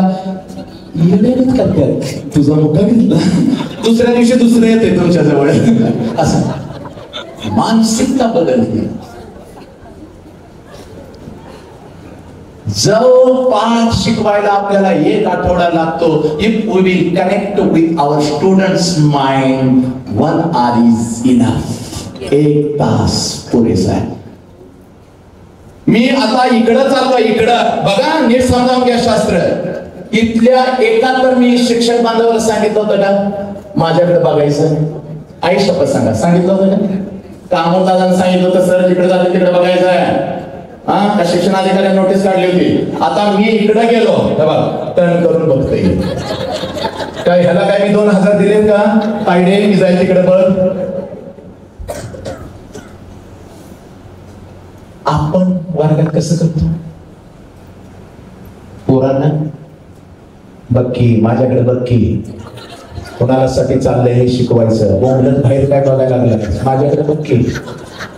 कशाला गेलतो? झक मारायला गेलतो 3 दिवस प्रशिक्षणाला पुण्यात. वाटोळे करून कुटुंब सोडून तिथं कशाला गेलतो? ज्ञान रचनावाद शिकून आलोय की नाही? बघ की माझ्याकडे डोळे घाल. ते कशाला झालं? ते मरण. व्हॉट इज द ज्ञान रचनावाद? तुम्ही प्रत्येक विद्यार्थ्याला फॉलो नाही करायचं मायबाप. गलत आहे हा कन्सेप्ट, गलत आहे. प्रत्येक विद्यार्थ्याला तुम्ही लक्ष द्यायला नाही सांगायचं. तुम्ही जिकडे जाय तिकडे विद्यार्थी तुमच्या बरोबर फिरला पाहिजे. दिस इज द ज्ञान रचनावाद. तुम्ही जिकडे जाईल तिकडे विद्यार्थी फिरला पाहिजे. तुम्ही जिकडे बघाल तिकडे विद्यार्थी फिरला पाहिजे. यस, दिस इज द ज्ञान रचनावाद. आणि मग त्या पोराला तुम्ही काय वाटते ते सांगा. बघा ते पोरग छत्रपतीच्या मावळ्यासारखं ताला घेऊन मारायला तयार होते. का? Connect with our soul. If we are not connect our student soul, we can't teach. Not at all. लिहून घ्या. आंगिकम भुवनमयस्य वाचिकम सर्ववाङ्मयम् आहार्यं चंद्रतारादितं नुमः सात्विकं शिवम्. आंगिकाभिनय, वाचिकाभिनय, सात्विकाभिनय, आहार्य अभिनय. आणि हा अभिनय समजावा आणि शिक्षक माझा हसत जावा. म्हणून आज आमच्या सचिन दादांना आज आम्हाला इथं उभं केलं. सर एकदा शिक्षक लई तणावात आहे हसवून पाठवलं. आणि हा कसला भारी, हा किती सुंदर व्यायाम आहे. किती तो जोश, असा जोश पाहिजे ना आपल्या अंगात. सर वय किती? सर एक तुमचं सर 58. तुमचं बस आता 58, 48, 62 2च वर्ष राहिले. हे शिक्षकांच्यासाठी महत्वाचं आहे. आज ही माझ्या बायकोला म्हणतो कल्लो आय एम ओनली 21. ती म्हणते तू 21 तर मी 16. हा एवढा गोळा म्हणताय 16. बदल. तुम्ही जर स्वतःला सांगितलं मी झालं आता 55, आता 3 वर्ष राहिल्यात कशी तर काढायचे. हाय बाबा पेन्शन सुरू होत्या. हाय गावाकडे घर. तू कोरोनात गेला का नाहीस?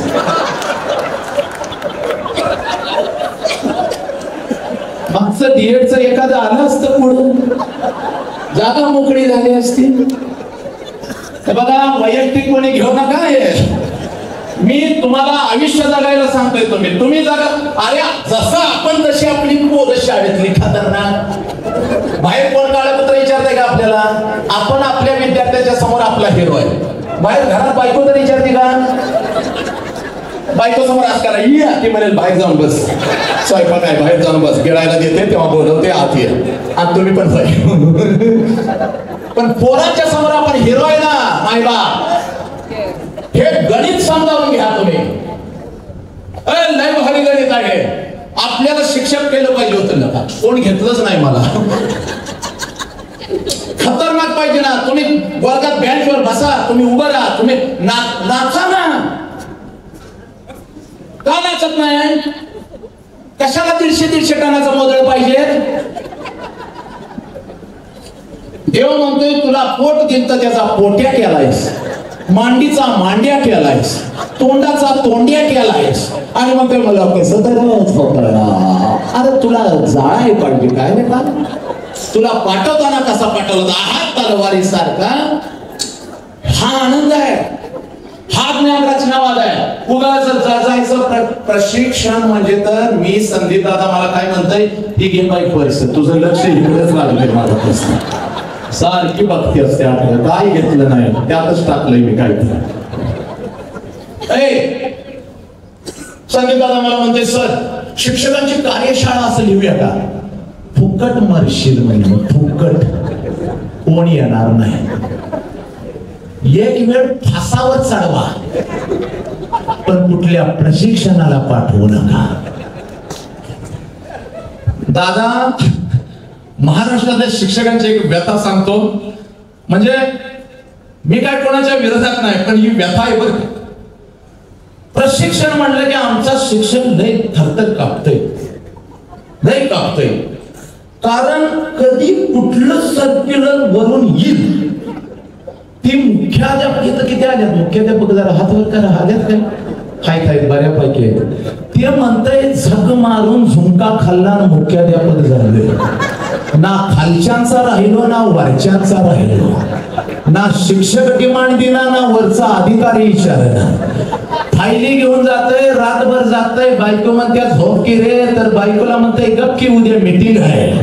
रातभर जातोय, फायली घेतोय आणि झेडपीला गेल्यावर तिथला शिपाई म्हणतोय आज मीटिंग कॅन्सल झाल्या, शिक्षण अधिकारी बाहेर गेल्या. आता झक मारली की रात्रभर बोंबा बोंब आहे म्हणून ते म्हणतंय होतो शिक्षक ते बरा होतो.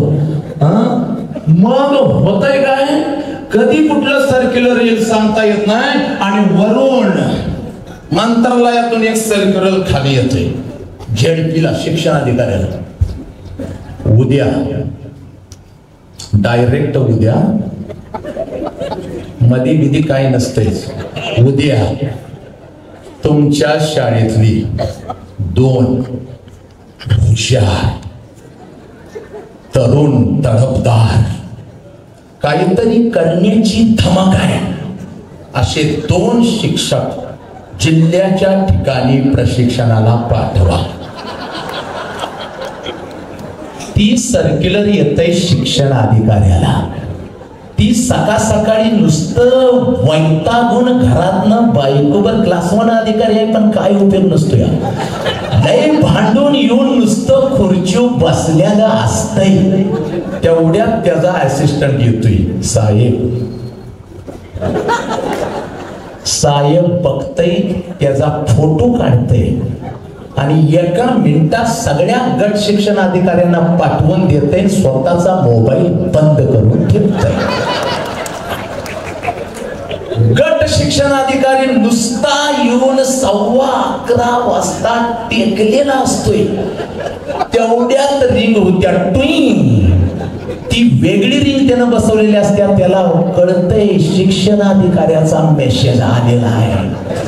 ते काय उघडण्याचं धाडस करत नाही. त्याच्या असिस्टंटला बोलवते, म्हणतंय तो मोबाईल लांब घेऊन जा आणि त्यानं काय पाठवलंय तेवढं बघ, हळूच मला सांग. ते बघतंय तर त्यात असतंय तुमच्या शाळेतली 2 हुशार तडफदार काहीतरी करण्याची धमक आहे असं 2 शिक्षक उद्या पाठवा. ते गट शिक्षण अधिकाऱ्याला सांगते. ते काय करते, लगेच केंद्र प्रमुखांच्या ग्रुपवर ते टाकते आणि आपला मोबाईल बंद करून ठेवते. आणि केंद्र प्रमुख म्हणजे 10 शिक्षकांना 1 शाळा आवरत नसत्या, पण ही एकटं 20 शाळा बघत असते. ह्या शाळेत जायचं का त्या शाळेत जायचं त्याचं त्याला कोड पडले ते असं फिरत असते. माझ्या अंतर्गत 20 शाळा आहेत पण एका पण शाळेत मी रोज पोहोचू शकत नाही असं त्याचं चाललेलं असतंय. तेवढ्यात खिशातला मोबाईल वाजतोय. कुठल्या तर झाडाखाली गाडी लावते. केंद्र प्रमुख म्हणजे रिटायरमेंटला आल्या नको वैताग ते काढते. ते नुसतं बघते, गप खाली बसते. बायकोनं दिलेलं पिशवीतलं पाणी तेवढं पितय आणि सगळ्या मुख्याध्यापकांच्या व्हॉट्सअपला टाकते. मोबाईल स्विच ऑफ करते, पिशवीत घालते आणि त्याच झाडाखाली गप बसते. तेव्हा म्हणते पुढच्या वेळेला केंद्र प्रमुख करू नको, त्या शाळेत शिपाई कर. पण लय नकावा अभ्यास केला मी, जरा थांबा पुढे गंमत आहे एवढं सांगून थांबायचं. आपण पुढच्या वेळेला लय मोठं घ्यायचं अजून. आणि मग काय होतंय, मुख्याध्यापक त्याला असं वाटत असतंय, ते असं शाळेत फिरत असते दादा. आणि शिक्षक येतात लगेच असं करतात, सर तुम्ही इथं आला शाळाच बदलून गेली. हे असं फुगतंय ते मनात म्हणतंय अजून मी काय केलं नाही, बदललं कसं. मग त्याच्या मनात विचार येतोय बहुतेक माझा ओराच तेवढा पॉवरफुल आहे, मी काय न करताच बदलतय बहुतेक. आणि ते असं फिरत असतंय, असं असं फिरतय. आणि ते पुढे गेले की शिक्षक म्हणतात ह्याची जोपर्यंत बदली होत नाही तोपर्यंत शाळेला चांगलं दिवस येत नाही.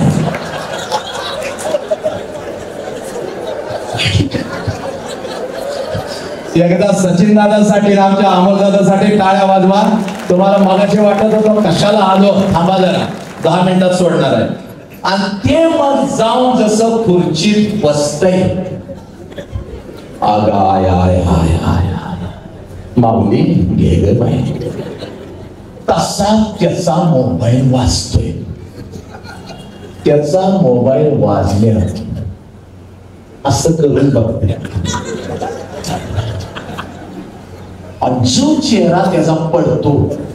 कारण पहिली लाईन असते तुमच्या शाळेतले 2 हुशार.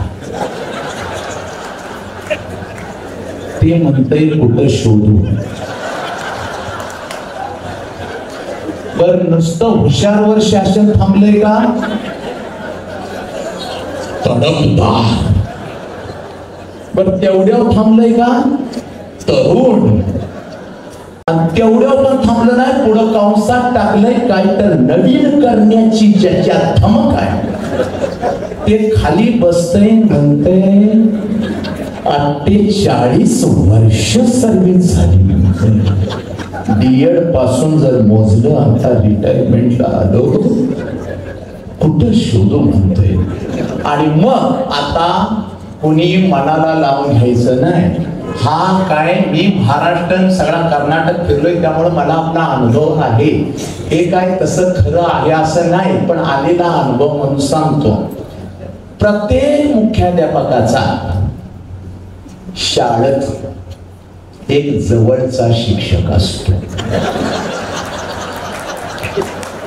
ज्याला आमच्या भाषेत चेला म्हणतात. चेला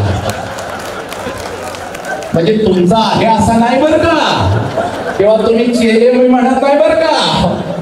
पण प्रत्येक मुख्याध्यापकाचा एखादा चेला असतो. आणि सगळी शाळा मुख्याध्यापकाला भीत नाही, पण त्या चेल्याला भीते. कारण त्या चेल्याचं डायरेक्ट कनेक्शन वर इकडं पण असतं या. त्यामुळं सगळं शिक्षक म्हणतात मुख्याध्यापक चांगला आहे रे, पण ह्याच कधी बदली होत्या. कोरोना 100% सगळी म्हणत होती चियाला जाऊ दे, चियाला जाऊ दे, चियाला. तसा मग ते चियाला मुख्याध्यापकाच्या केबिन मध्ये असं येते. आणि आल्यानंतर मुख्याध्यापकाकडे बघतंय, मुख्याध्यापकाला म्हणतंय काय झालं सर, का तुम्ही टेन्शन मध्ये मला बघवत नाही म्हणतोय. नाही नाही नाही म्हणतोय. काय? मुख्याध्यापक फक्त मोबाईल दाखवतोय. ते चेला वाचतंय आणि ते चेला म्हणतंय मी आहे ना म्हणतंय. तुम्ही का काळजी केल्या म्हणते, मी कशाला आहे म्हणतंय तुमच्या पाठीशी, मी एवढा अखंड उभा या खुर्चीत तुम्हाला कोणी बसवलं म्हणतंय. मीच बसवलं नाही, मी आहे ना म्हणतंय. हे बघा म्हणतोय ती जी पाटील मॅडम आहे ना, म्हणजे ती चेला काय करते, त्याचं कोण दुश्मन आहे.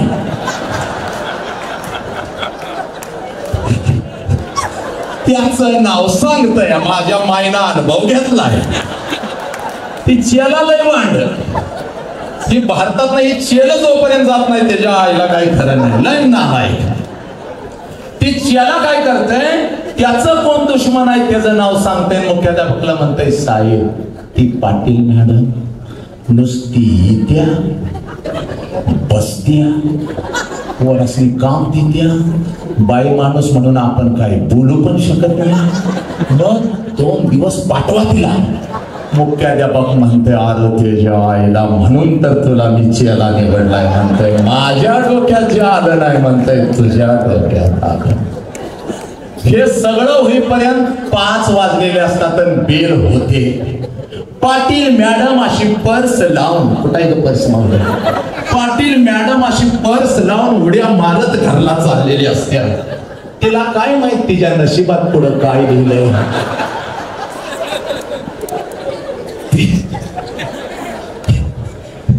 ती अशी उड्या मारत चालल्या आणि चेला आणि मुख्याध्यापक त्याच्या समोर येतात. मुख्याध्यापक चेल्याला म्हणतो सांग. तर चेला लय हुशार.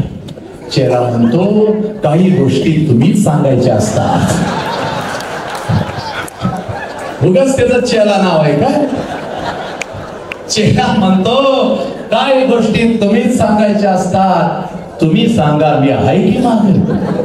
आणि मग मुख्याध्यापक म्हणतो पाटील मॅडम रिटायरमेंटला 1 वर्ष राहिले. माझ्या अखंड आयुष्यात आपल्यासारखं हुशार या शाळेत मी कोण बघितलं नाही. पाटील मॅडम एवढं फुटतंय. परत मुख्याध्यापक म्हणतोय तुमच्या एवढं वयाने जर तुम्ही 40चे असला तर तुमच्यामध्ये 21ची रग आहे. पाटील मॅडम अजून फुटते.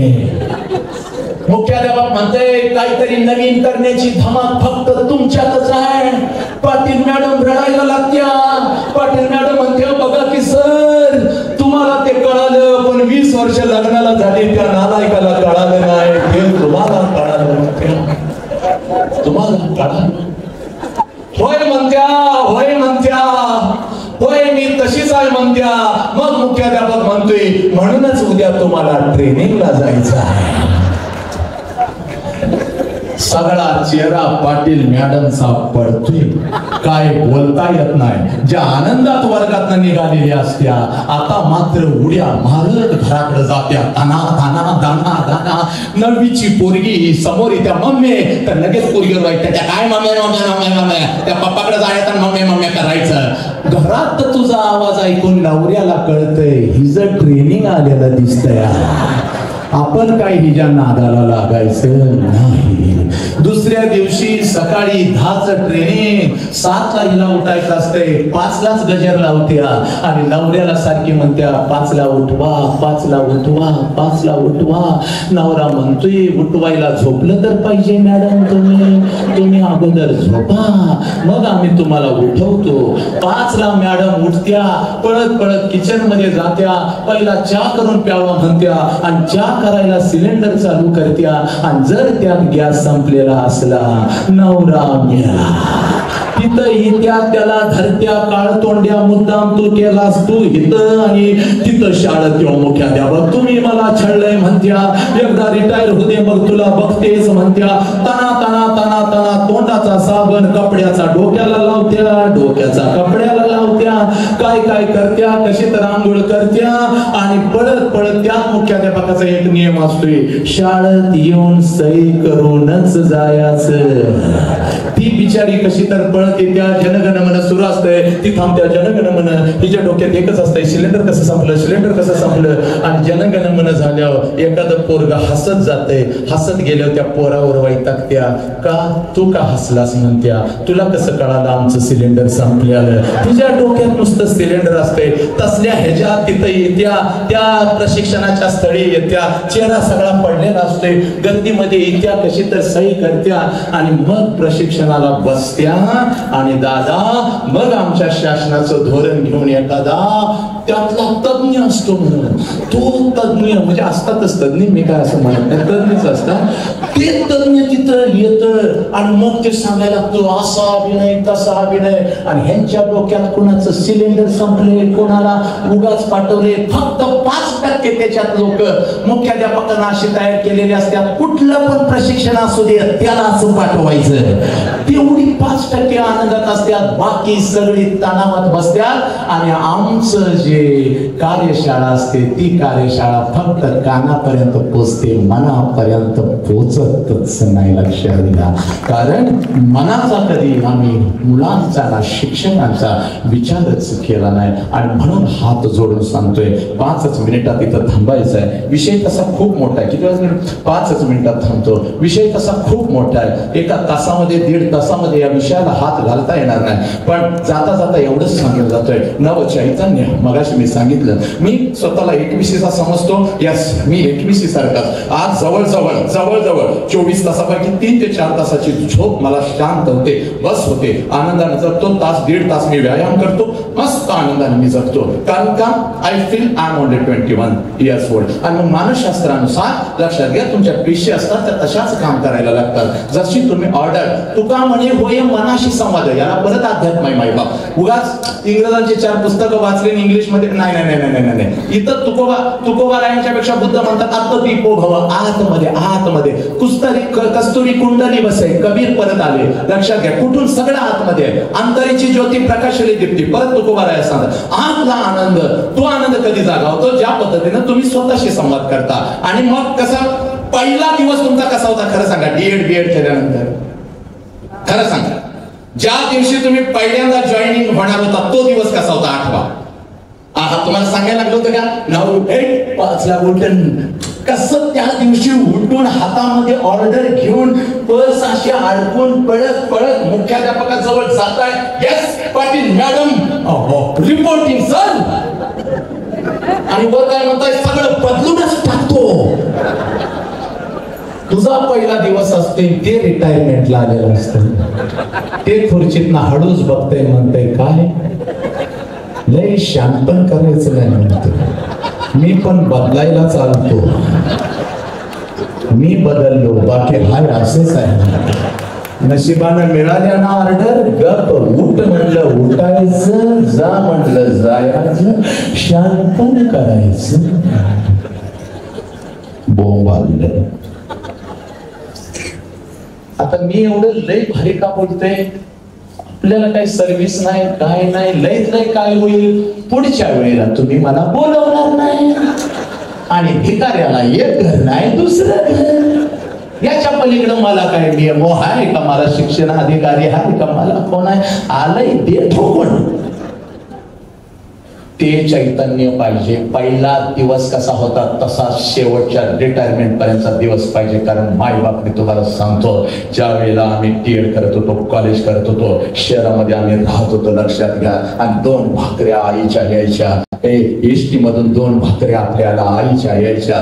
2 भाकऱ्यावरती त्याच्यामध्ये पिठला झुणका असायचा. पुन्हा त्याच्यावरती 2 भाकऱ्या असायच्या.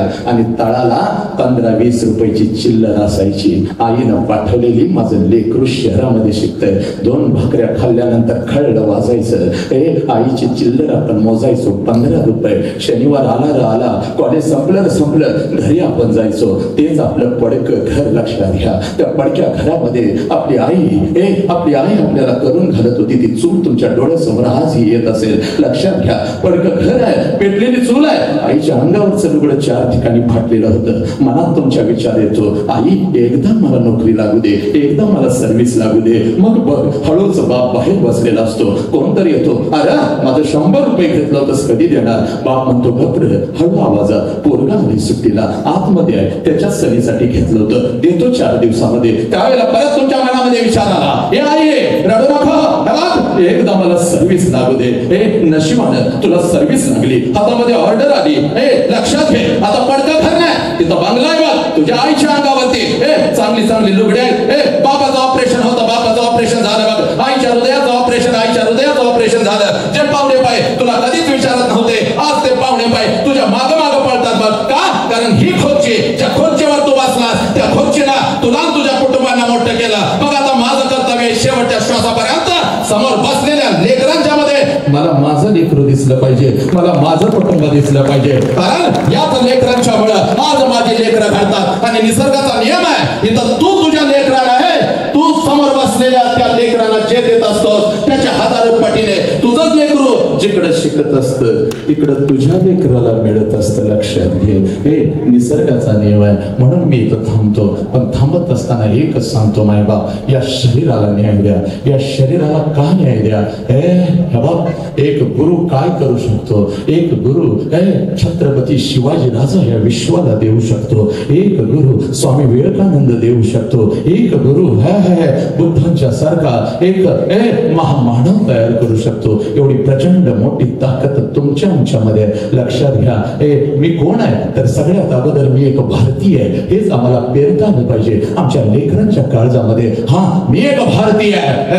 मी एक भारतीय आहे. माझ्या संविधानानं मला सांगितलं मी भारतीय आहे. माझ्या छत्रपतींनी सांगितलं या स्वराज्यामध्ये राहणारा मग तो कोणी असो कुठल्याही जाती धर्माचा असो तो माझा. पण या स्वराज्याकडे तिरक्या नजरेने बघणारा मग तो कोणी असो तो माझा शत्रू आहे हे पेरता आलं पाहिजे आपल्या लेकरांच्या काळजावरती. लक्षात घ्या. अंगिकम भुवनमय सेवाचिकम सर्ववाङ्मयम आहार्यम चंद्रतारादि त्वं नमः सात्विकम शिवम आता विश्वात्मक देवे निवाग्यज्ञ तोषावे तोषोणी मज द्यावे पसाय दान हे जे काळाची व्यंकटी सांडवताया सत्कर्मी रती वाढो भूता परस्परे पडो मैत्र जीवाचे. नमो हरिहंतानम नमो सिद्धानम नमो हरियाणम नमो वत्सायाणम नमो लवय सौ साहुनम ऐसो पंच नमकारो सौ पावपणसनो मंगलानाम च सव्य सिंपण मम हवै मंगलम. जो बोले सो निहाल सत श्री अकाल. वाहे गुरु जी का खालसा वाहे गुरु जी की फतह. अल्लाहु अकबर अल्लाहु अकबर अल्लाहु अल्लाह अल्लाहु अल्लाहु अकबर अल्लाहु अकबर अल्लाहु अल्लाहु अकबर अल्लाहु अल्लाहु अकबर अल्लाहु अकबर अल्लाहु अकबर अल्लाह इलाहा अल्लाहु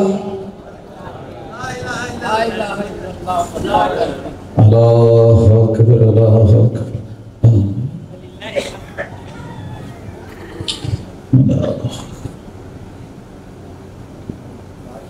अल्लाहु अकबर.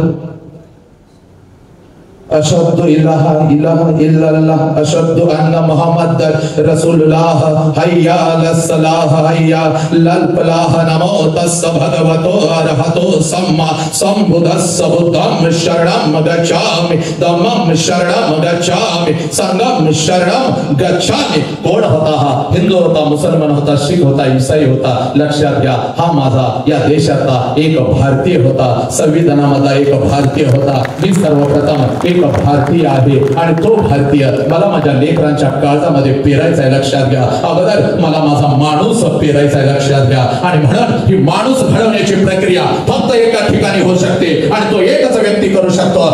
त्या ठिकाणाचं नाव आहे शाळा. लक्षात घ्या. आणि त्या व्यक्तीचं नाव आहे गुरुजी. आणि म्हणूनच सांगतोय घडली असेल एखादी घटना तणावातून बाहेर यायचं आहे. त्या तणावातून बाहेर यायचं आहे. अगदी आनंदाने जगायचं आहे. या शरीराला महत्व द्यायचं आहे. या शरीराला आणि या मनाला आनंदी ठेवायचं आहे. कारण ज्याचं मन आनंदी ज्याचं शरीर आनंदी त्याचं आयुष्य आणि त्याचं जीवन आनंदी आणि आनंदीच असतं. लक्षात घ्या. चला जगूया आनंदाने. अभिनयातून शिक्षण एक ज्ञान रचनावाद. बस इथपर्यंत आज मी तुम्हाला आणून सोडलं. याच्या पुढे आहे अंगिक अभिनय, याच्या पुढे आहे वाचिक अभिनय, याच्या पुढे आहे सात्विक अभिनय, याच्या पुढे आहे आहार्य अभिनय. अंगिक अभिनय काय असावा? अंग उपांग प्रत्यांग आहा कसं वाघासारखं चालावं. विषय कोणताही असो विद्यार्थ्याच्या काळजात साप करून आम्हाला घुसवता आला पाहिजे. याचं पुन्हा दिवाळीनंतर कधी मी आलोच तर याचं प्रशिक्षण त्यानंतर पुढे आपण कधीतरी घेऊ. वेळ खूप झालेला आहे. सकाळी आपण आलेला आपल्यालाही दूर जायचं आहे. फक्त आपल्या सगळ्या शिक्षकांना आनंद मिळावा म्हणूनच संदीप दादांनी हा शब्द टाकला. सर एखादं शिक्षकांच्यासाठी घेऊ का? सगळ्यांना प्रश्न पडला होता नेमकं शिक्षकांच्यासाठी आता सर काय बोलणार. पण लक्षात घ्या माझ्या आयुष्याची सुरुवात झाली ती अशीच झाली. 2000 साली पहिलं व्याख्यान दिलं होतं. म्हणजे जवळजवळ 24 वर्षापूर्वी नृत्य शिकवत होतो एका शाळेमध्ये. तिथं शिक्षकांचं प्रशिक्षण होतं आणि तिथले प्रशिक्षकच आले नाही. त्यामुळं तिथले मुख्याध्यापक पळत माझ्याकडे आले. वसंता अरे 1000 शिक्षक जमलाय त्यांच्या समोर काहीतरी सांगत बस अर्धा तास. म्हणलं सर मला काय येतंय? नाही काहीतरी सांगत बस, तुझं नृत्याचं काहीतरी सांगत बस. आणि मग मी तिथं उभं राहिलो, त्यांच्या समोर उभं राहिलो आणि मग अलगद मी शृंगार हास्य करुणा रौद्र वीर बिभत्स अद्भुत शांत आणि भयानक या 9 रसाची प्रचिती शिक्षकांना करून दिली. स्वेद स्तंभ रोमांच स्वर भंगोतवे पतोह वैवर्ण्यम अश्रू प्रलय इत्याष्टौ सात्विक रस.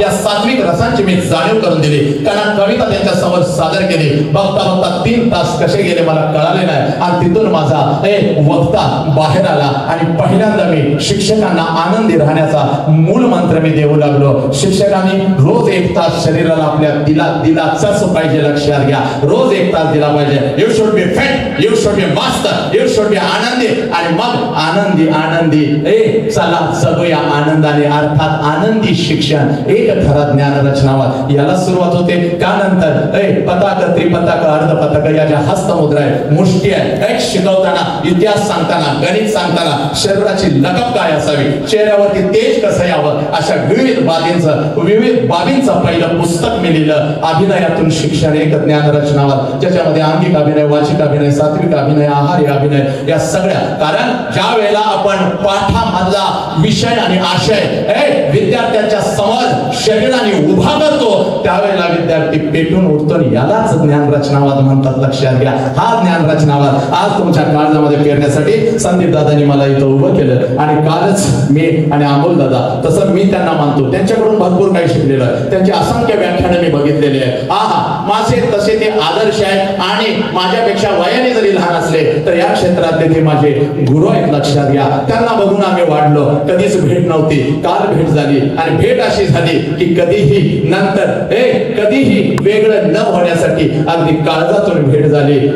खूप छान वाटलं. अमोल दादाला मिठी मारताना छान वाटलं. संदीप दादांच्या सानिध्यामध्ये 2 दिवस असतानाही मला खूप खूप छान वाटलं. लक्षात घ्या, तर सुरुवातीला त्या दोघांनी सांगितलं हा राजकीय कार्यक्रम नाही. आणि मी सांगितलं होतं राजकारणातला कुठलाही कार्यक्रम असेल तर मी येणार नाही, कारण मी एक सामाजिक कार्यकर्ता आहे. तसं त्यांनी मला वचन दिलं होतं. कुठलाच राजकारणाविषयी बोलायचं नाही, काही नाही सर. शिक्षकांना फक्त आनंद मिळावा, कारण तुम्ही इथं येतच आहात विद्यार्थ्यांच्यासाठी आणि मग शिक्षकांच्यासाठी तुम्ही घ्याल का. खरा तर मूळ विषय माझा शिक्षकांचा, तुमचा आणि माझं लय जवळचं नातं आहे. लक्षात घ्या, मी लय भारी नाचतो. लय भारी म्हणजे लय भारी नाचतो. ताम तगडे तगदा दिमे तगडे तगदा दिमे तगडे तगदा देत तगडे जमता कुजे को तक जे को जाना को तक जाना को देडी को तक देडी को देडी गिरता तक द्रिगडता जमता गिरता जमता. भरतनाट्यमचं हे हा तोडा, याला तोडा म्हणतात. आणि हे आहे भरतनाट्यम. ताई ताई ताम ताई ताई ताई ताई ताई ताम ताई ताई ताई ता कुजे को तक जे को जाना को तक जाना को देडी को तक देडी को गिरता ताई ताई दिते.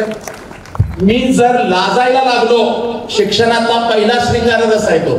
मी जर लाजायला लागलो तुम्हाला सुद्धा लाजता येणार नाही, एवढं मला लाजता येतं. माझी मान आहे.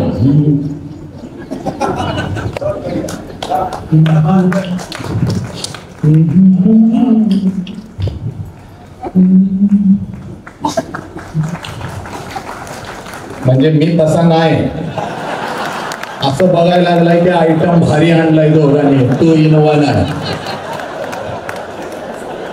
तसा मी नाही, त्याच्या पुढचा पाठ लय मोठा आहे.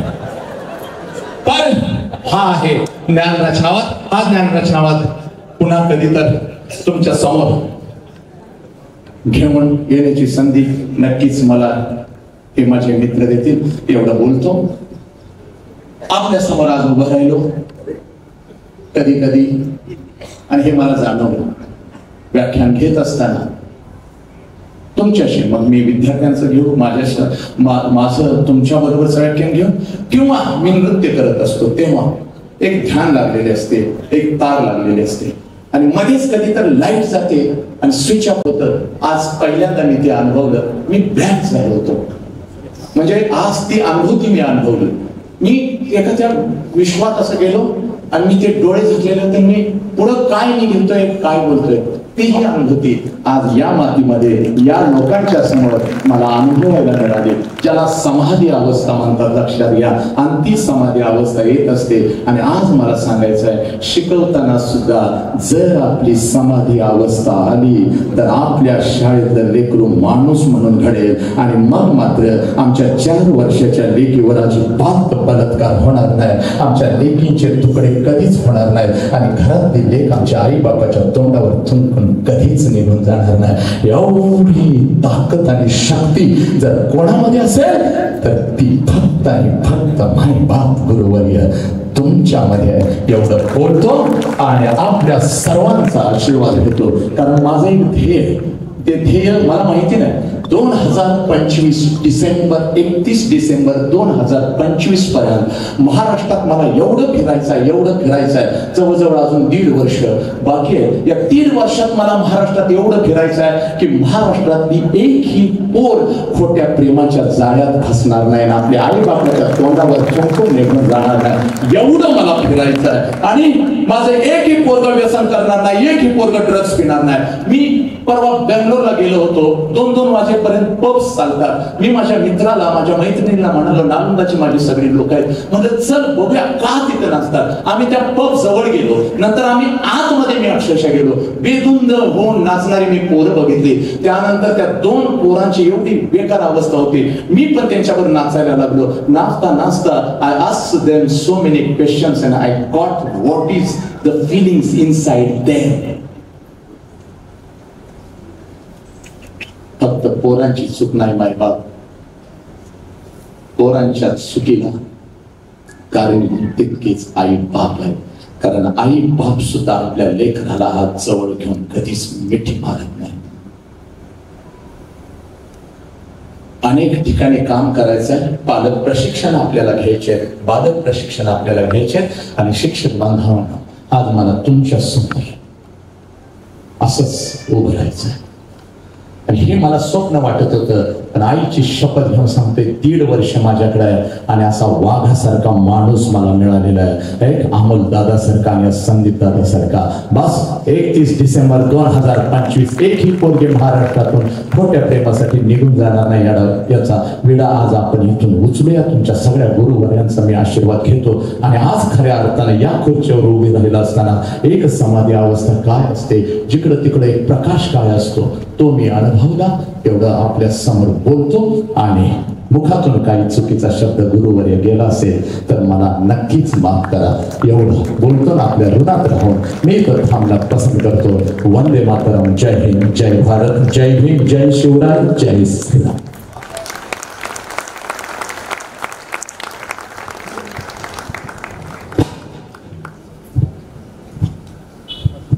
धन्यवाद साहेब. मित्रांनो, खरं तर शब्द उपरी पडतात, शब्दच आठवत काय बोलावं. पण बोलताना मात्र एवढं निश्चित म्हणेल की वसंत हंकारेचे हे हुंकार, वसंत हंकारेचे हे हुंकार हृदयात साठवा. आणि खरोखर वसंताने सांगितलेला हा वसंत आयुष्यभर जीवनामध्ये जोपासा आणि असल्यास वसंताच्या आनंदामध्ये आपलंही जीवन घालवा. मित्रांनो, मला सांगावंसं वाटते की तुमच्या आमच्यासाठी हा कार्यक्रमाचे आयोजन करणारे शंभूराजे प्रतिष्ठानचे आदरणीय अमोलदादा मिटकरी साहेब, त्यांचे सर्व पदाधिकारी यांचे मानवी तेवढे उपकार खरोखर कमीच आहेत. कारण अतिशय ताणतणावामध्ये जगणाऱ्या शिक्षकांना हंकारे सर मी सांगू इच्छितो तुम्हाला की कुठलंही बेशुद्ध करण्याचे इंजेक्शन न देता, कुठलंही बेशुद्ध करण्याची गोळी न देता तुम्ही आमच्या हृदयाचं आणि मेंदूचं एवढं सहजतेनं ऑपरेशन केलं की आमच्या बेंगांवरती बोट ठेवून आम्हालाच हसवं. कुठेतरी आमचीही गणलं तिथं दिसली आणि आम्ही त्याच्यात हसावं. कुठल्याही प्रकारची आपल्याला नशा न करू देता कुठल्या तरी वेगळ्याच नशेत आपल्याला घेऊन जाणारा हा वसंत सदैव आपल्या जीवनामध्ये त्याचे हंकाराचे हुंकार जीवनामध्ये साठवा. आणि मित्रांनो, मला पुन्हा एक सांगावंसं वाटते की हा कार्यक्रम आयोजित करण्याकरता आदरणीय संदीप दादा पाटील साहेब यांनी, अमोलदादांनी सांगितलं की शंभूराजे प्रतिष्ठानच्या वतीने कार्यक्रम आयोजित केला. पण या कार्यक्रमाला संपूर्ण तन मन धनाने ज्यांनी प्रयत्न केले ते आदरणीय संदीप दादा पाटील साहेब यांचे मानव तेवढे उपकार नाही म्हणणार नाही.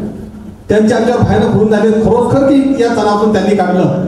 आणि मला जाताना सांगावंसं वाटते की आदरणीय मिटकरी सर, संदीप दादांनी या कार्यक्रमाकरता उपस्थित असलेल्या सर्व शिक्षकांना, या कार्यक्रमाकरता उपस्थित झालेल्या सर्व शिक्षकांना सन्मान चिन्ह देऊन त्यांचा सन्मान करण्याचं ठरवलेलं आहे. आणि तशा प्रकारचे सन्मान चिन्ह देखील दादांनी या ठिकाणी आपल्याकरता आणलेले आहेत. तर आपण प्रायोगिक तत्वावर अर्थात मान्यवरांना एवढा वेळ आपण घेणार नाही. तर मी या ठिकाणी मोजक्या 5-7 लोकांचे या ठिकाणी आदरणीय मिटकरी साहेब, वसंतरावजी हंकारे सर यांच्या वतीने ते सन्मान चिन्ह आपण शिक्षकांना द्यावे अशी मी त्यांना नम्र विनंती करतो. मी विनंती करतो पातूर पंचायत समितीमधून आलेले केंद्र प्रमुख आदरणीय नितीनजी गोरे सर यांना की त्यांनी आपलं सन्मान चित्र घेण्याकरता स्टेजवरती यावं. आजच्या कार्यक्रमाचे अध्यक्ष आदरणीय मिटकरी सर, आजच्या कार्यक्रमाचे व्याख्याते वसंतरावजी यांना विनंती करतो, उपस्थित सर्व मान्यवरांना की संदीप दादा,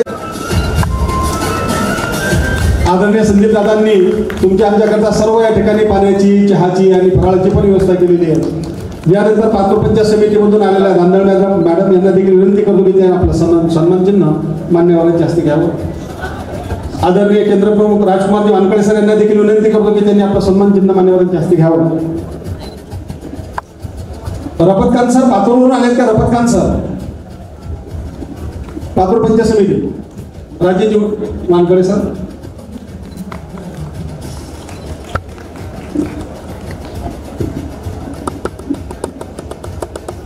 मोहसिन आता सर, मोहसिन सर आले. मोहसिन जी आहो सर. मोहसिन सरांना विनंती करतो की त्यांनी मान्यवरांचे हस्ते आपलं सन्मानचिन्ह या ठिकाणी घ्यावं. आदरणीय विकास पाटील सरांना देखील विनंती करतो की त्यांनी मान्यवरांचे हस्ते आपलं सन्मानचिन्ह या ठिकाणी स्वीकारावं. आणि या ठिकाणी उपस्थित असलेल्या सर्व शिक्षकांना एक नम्र विनंती करतो की ज्या रजिस्टरवरती आपण स्वाक्षरी केलेल्या आहेत त्याच ठिकाणी आपल्या सर्वांना सन्मानचिन्ह मिळणार आहे. सर्व सन्मानचिन्ह आपण मान्यवरांच्या हस्ते घेणार नाही, पण तुम्हाला ते मिळणार आहे. ज्यांना मिळणार नाही, कमी पडत असतील तर तुमच्या शाळेपर्यंत ते सन्मानचिन्ह येऊन जातील असे दादा संदीप दादांनी या ठिकाणी सांगितलेलं आहे. जर कोणाच्या सह्या रजिस्टरवर बाकी असतील तर सह्या देखील त्यांनी करून घ्याव्या उपस्थितीबद्दलच्या. आणि पुण्याची एकदा आपल्या कार्यक्रमाला मोशन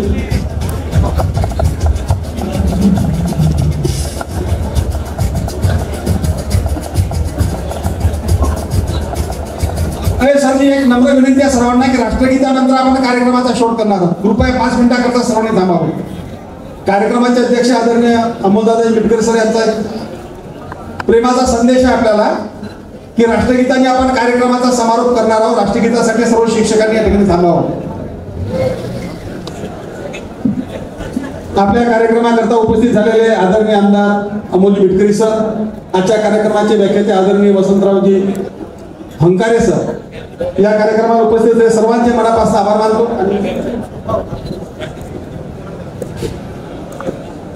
सावधान होंगे, सावधान.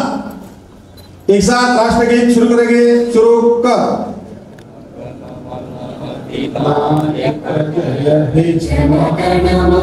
अधिनायक जय हे भारत भाग्य विधाता. पंजाब सिंध गुजरात मराठा द्राविड उत्कल गंगा. इंद्र हिमाचल यमुना गंगा उच्चल जलधि तरंगा. तव शुभ नामे जागे तव शुभ आशीष मागे. गाहे तव जय गाथा जनगण मंगलदायक. जय हे भारत भाग्य विधाता. जय हे जय हे जय हे जय जय जय जय हे. भारत माता की, भारत माता की. एक साथ विश्राम या रजिस्टरमध्ये नाव नोंदा. आणि महिलांकरता नसते बाईकची चावी सापडलेली आहे. हा, इथं स्टेजवर या डेकवर ही चावी ठेवलेली आहे. त्यांनी ज्याची चावी असेल त्यांनी ती घेऊन जाईल.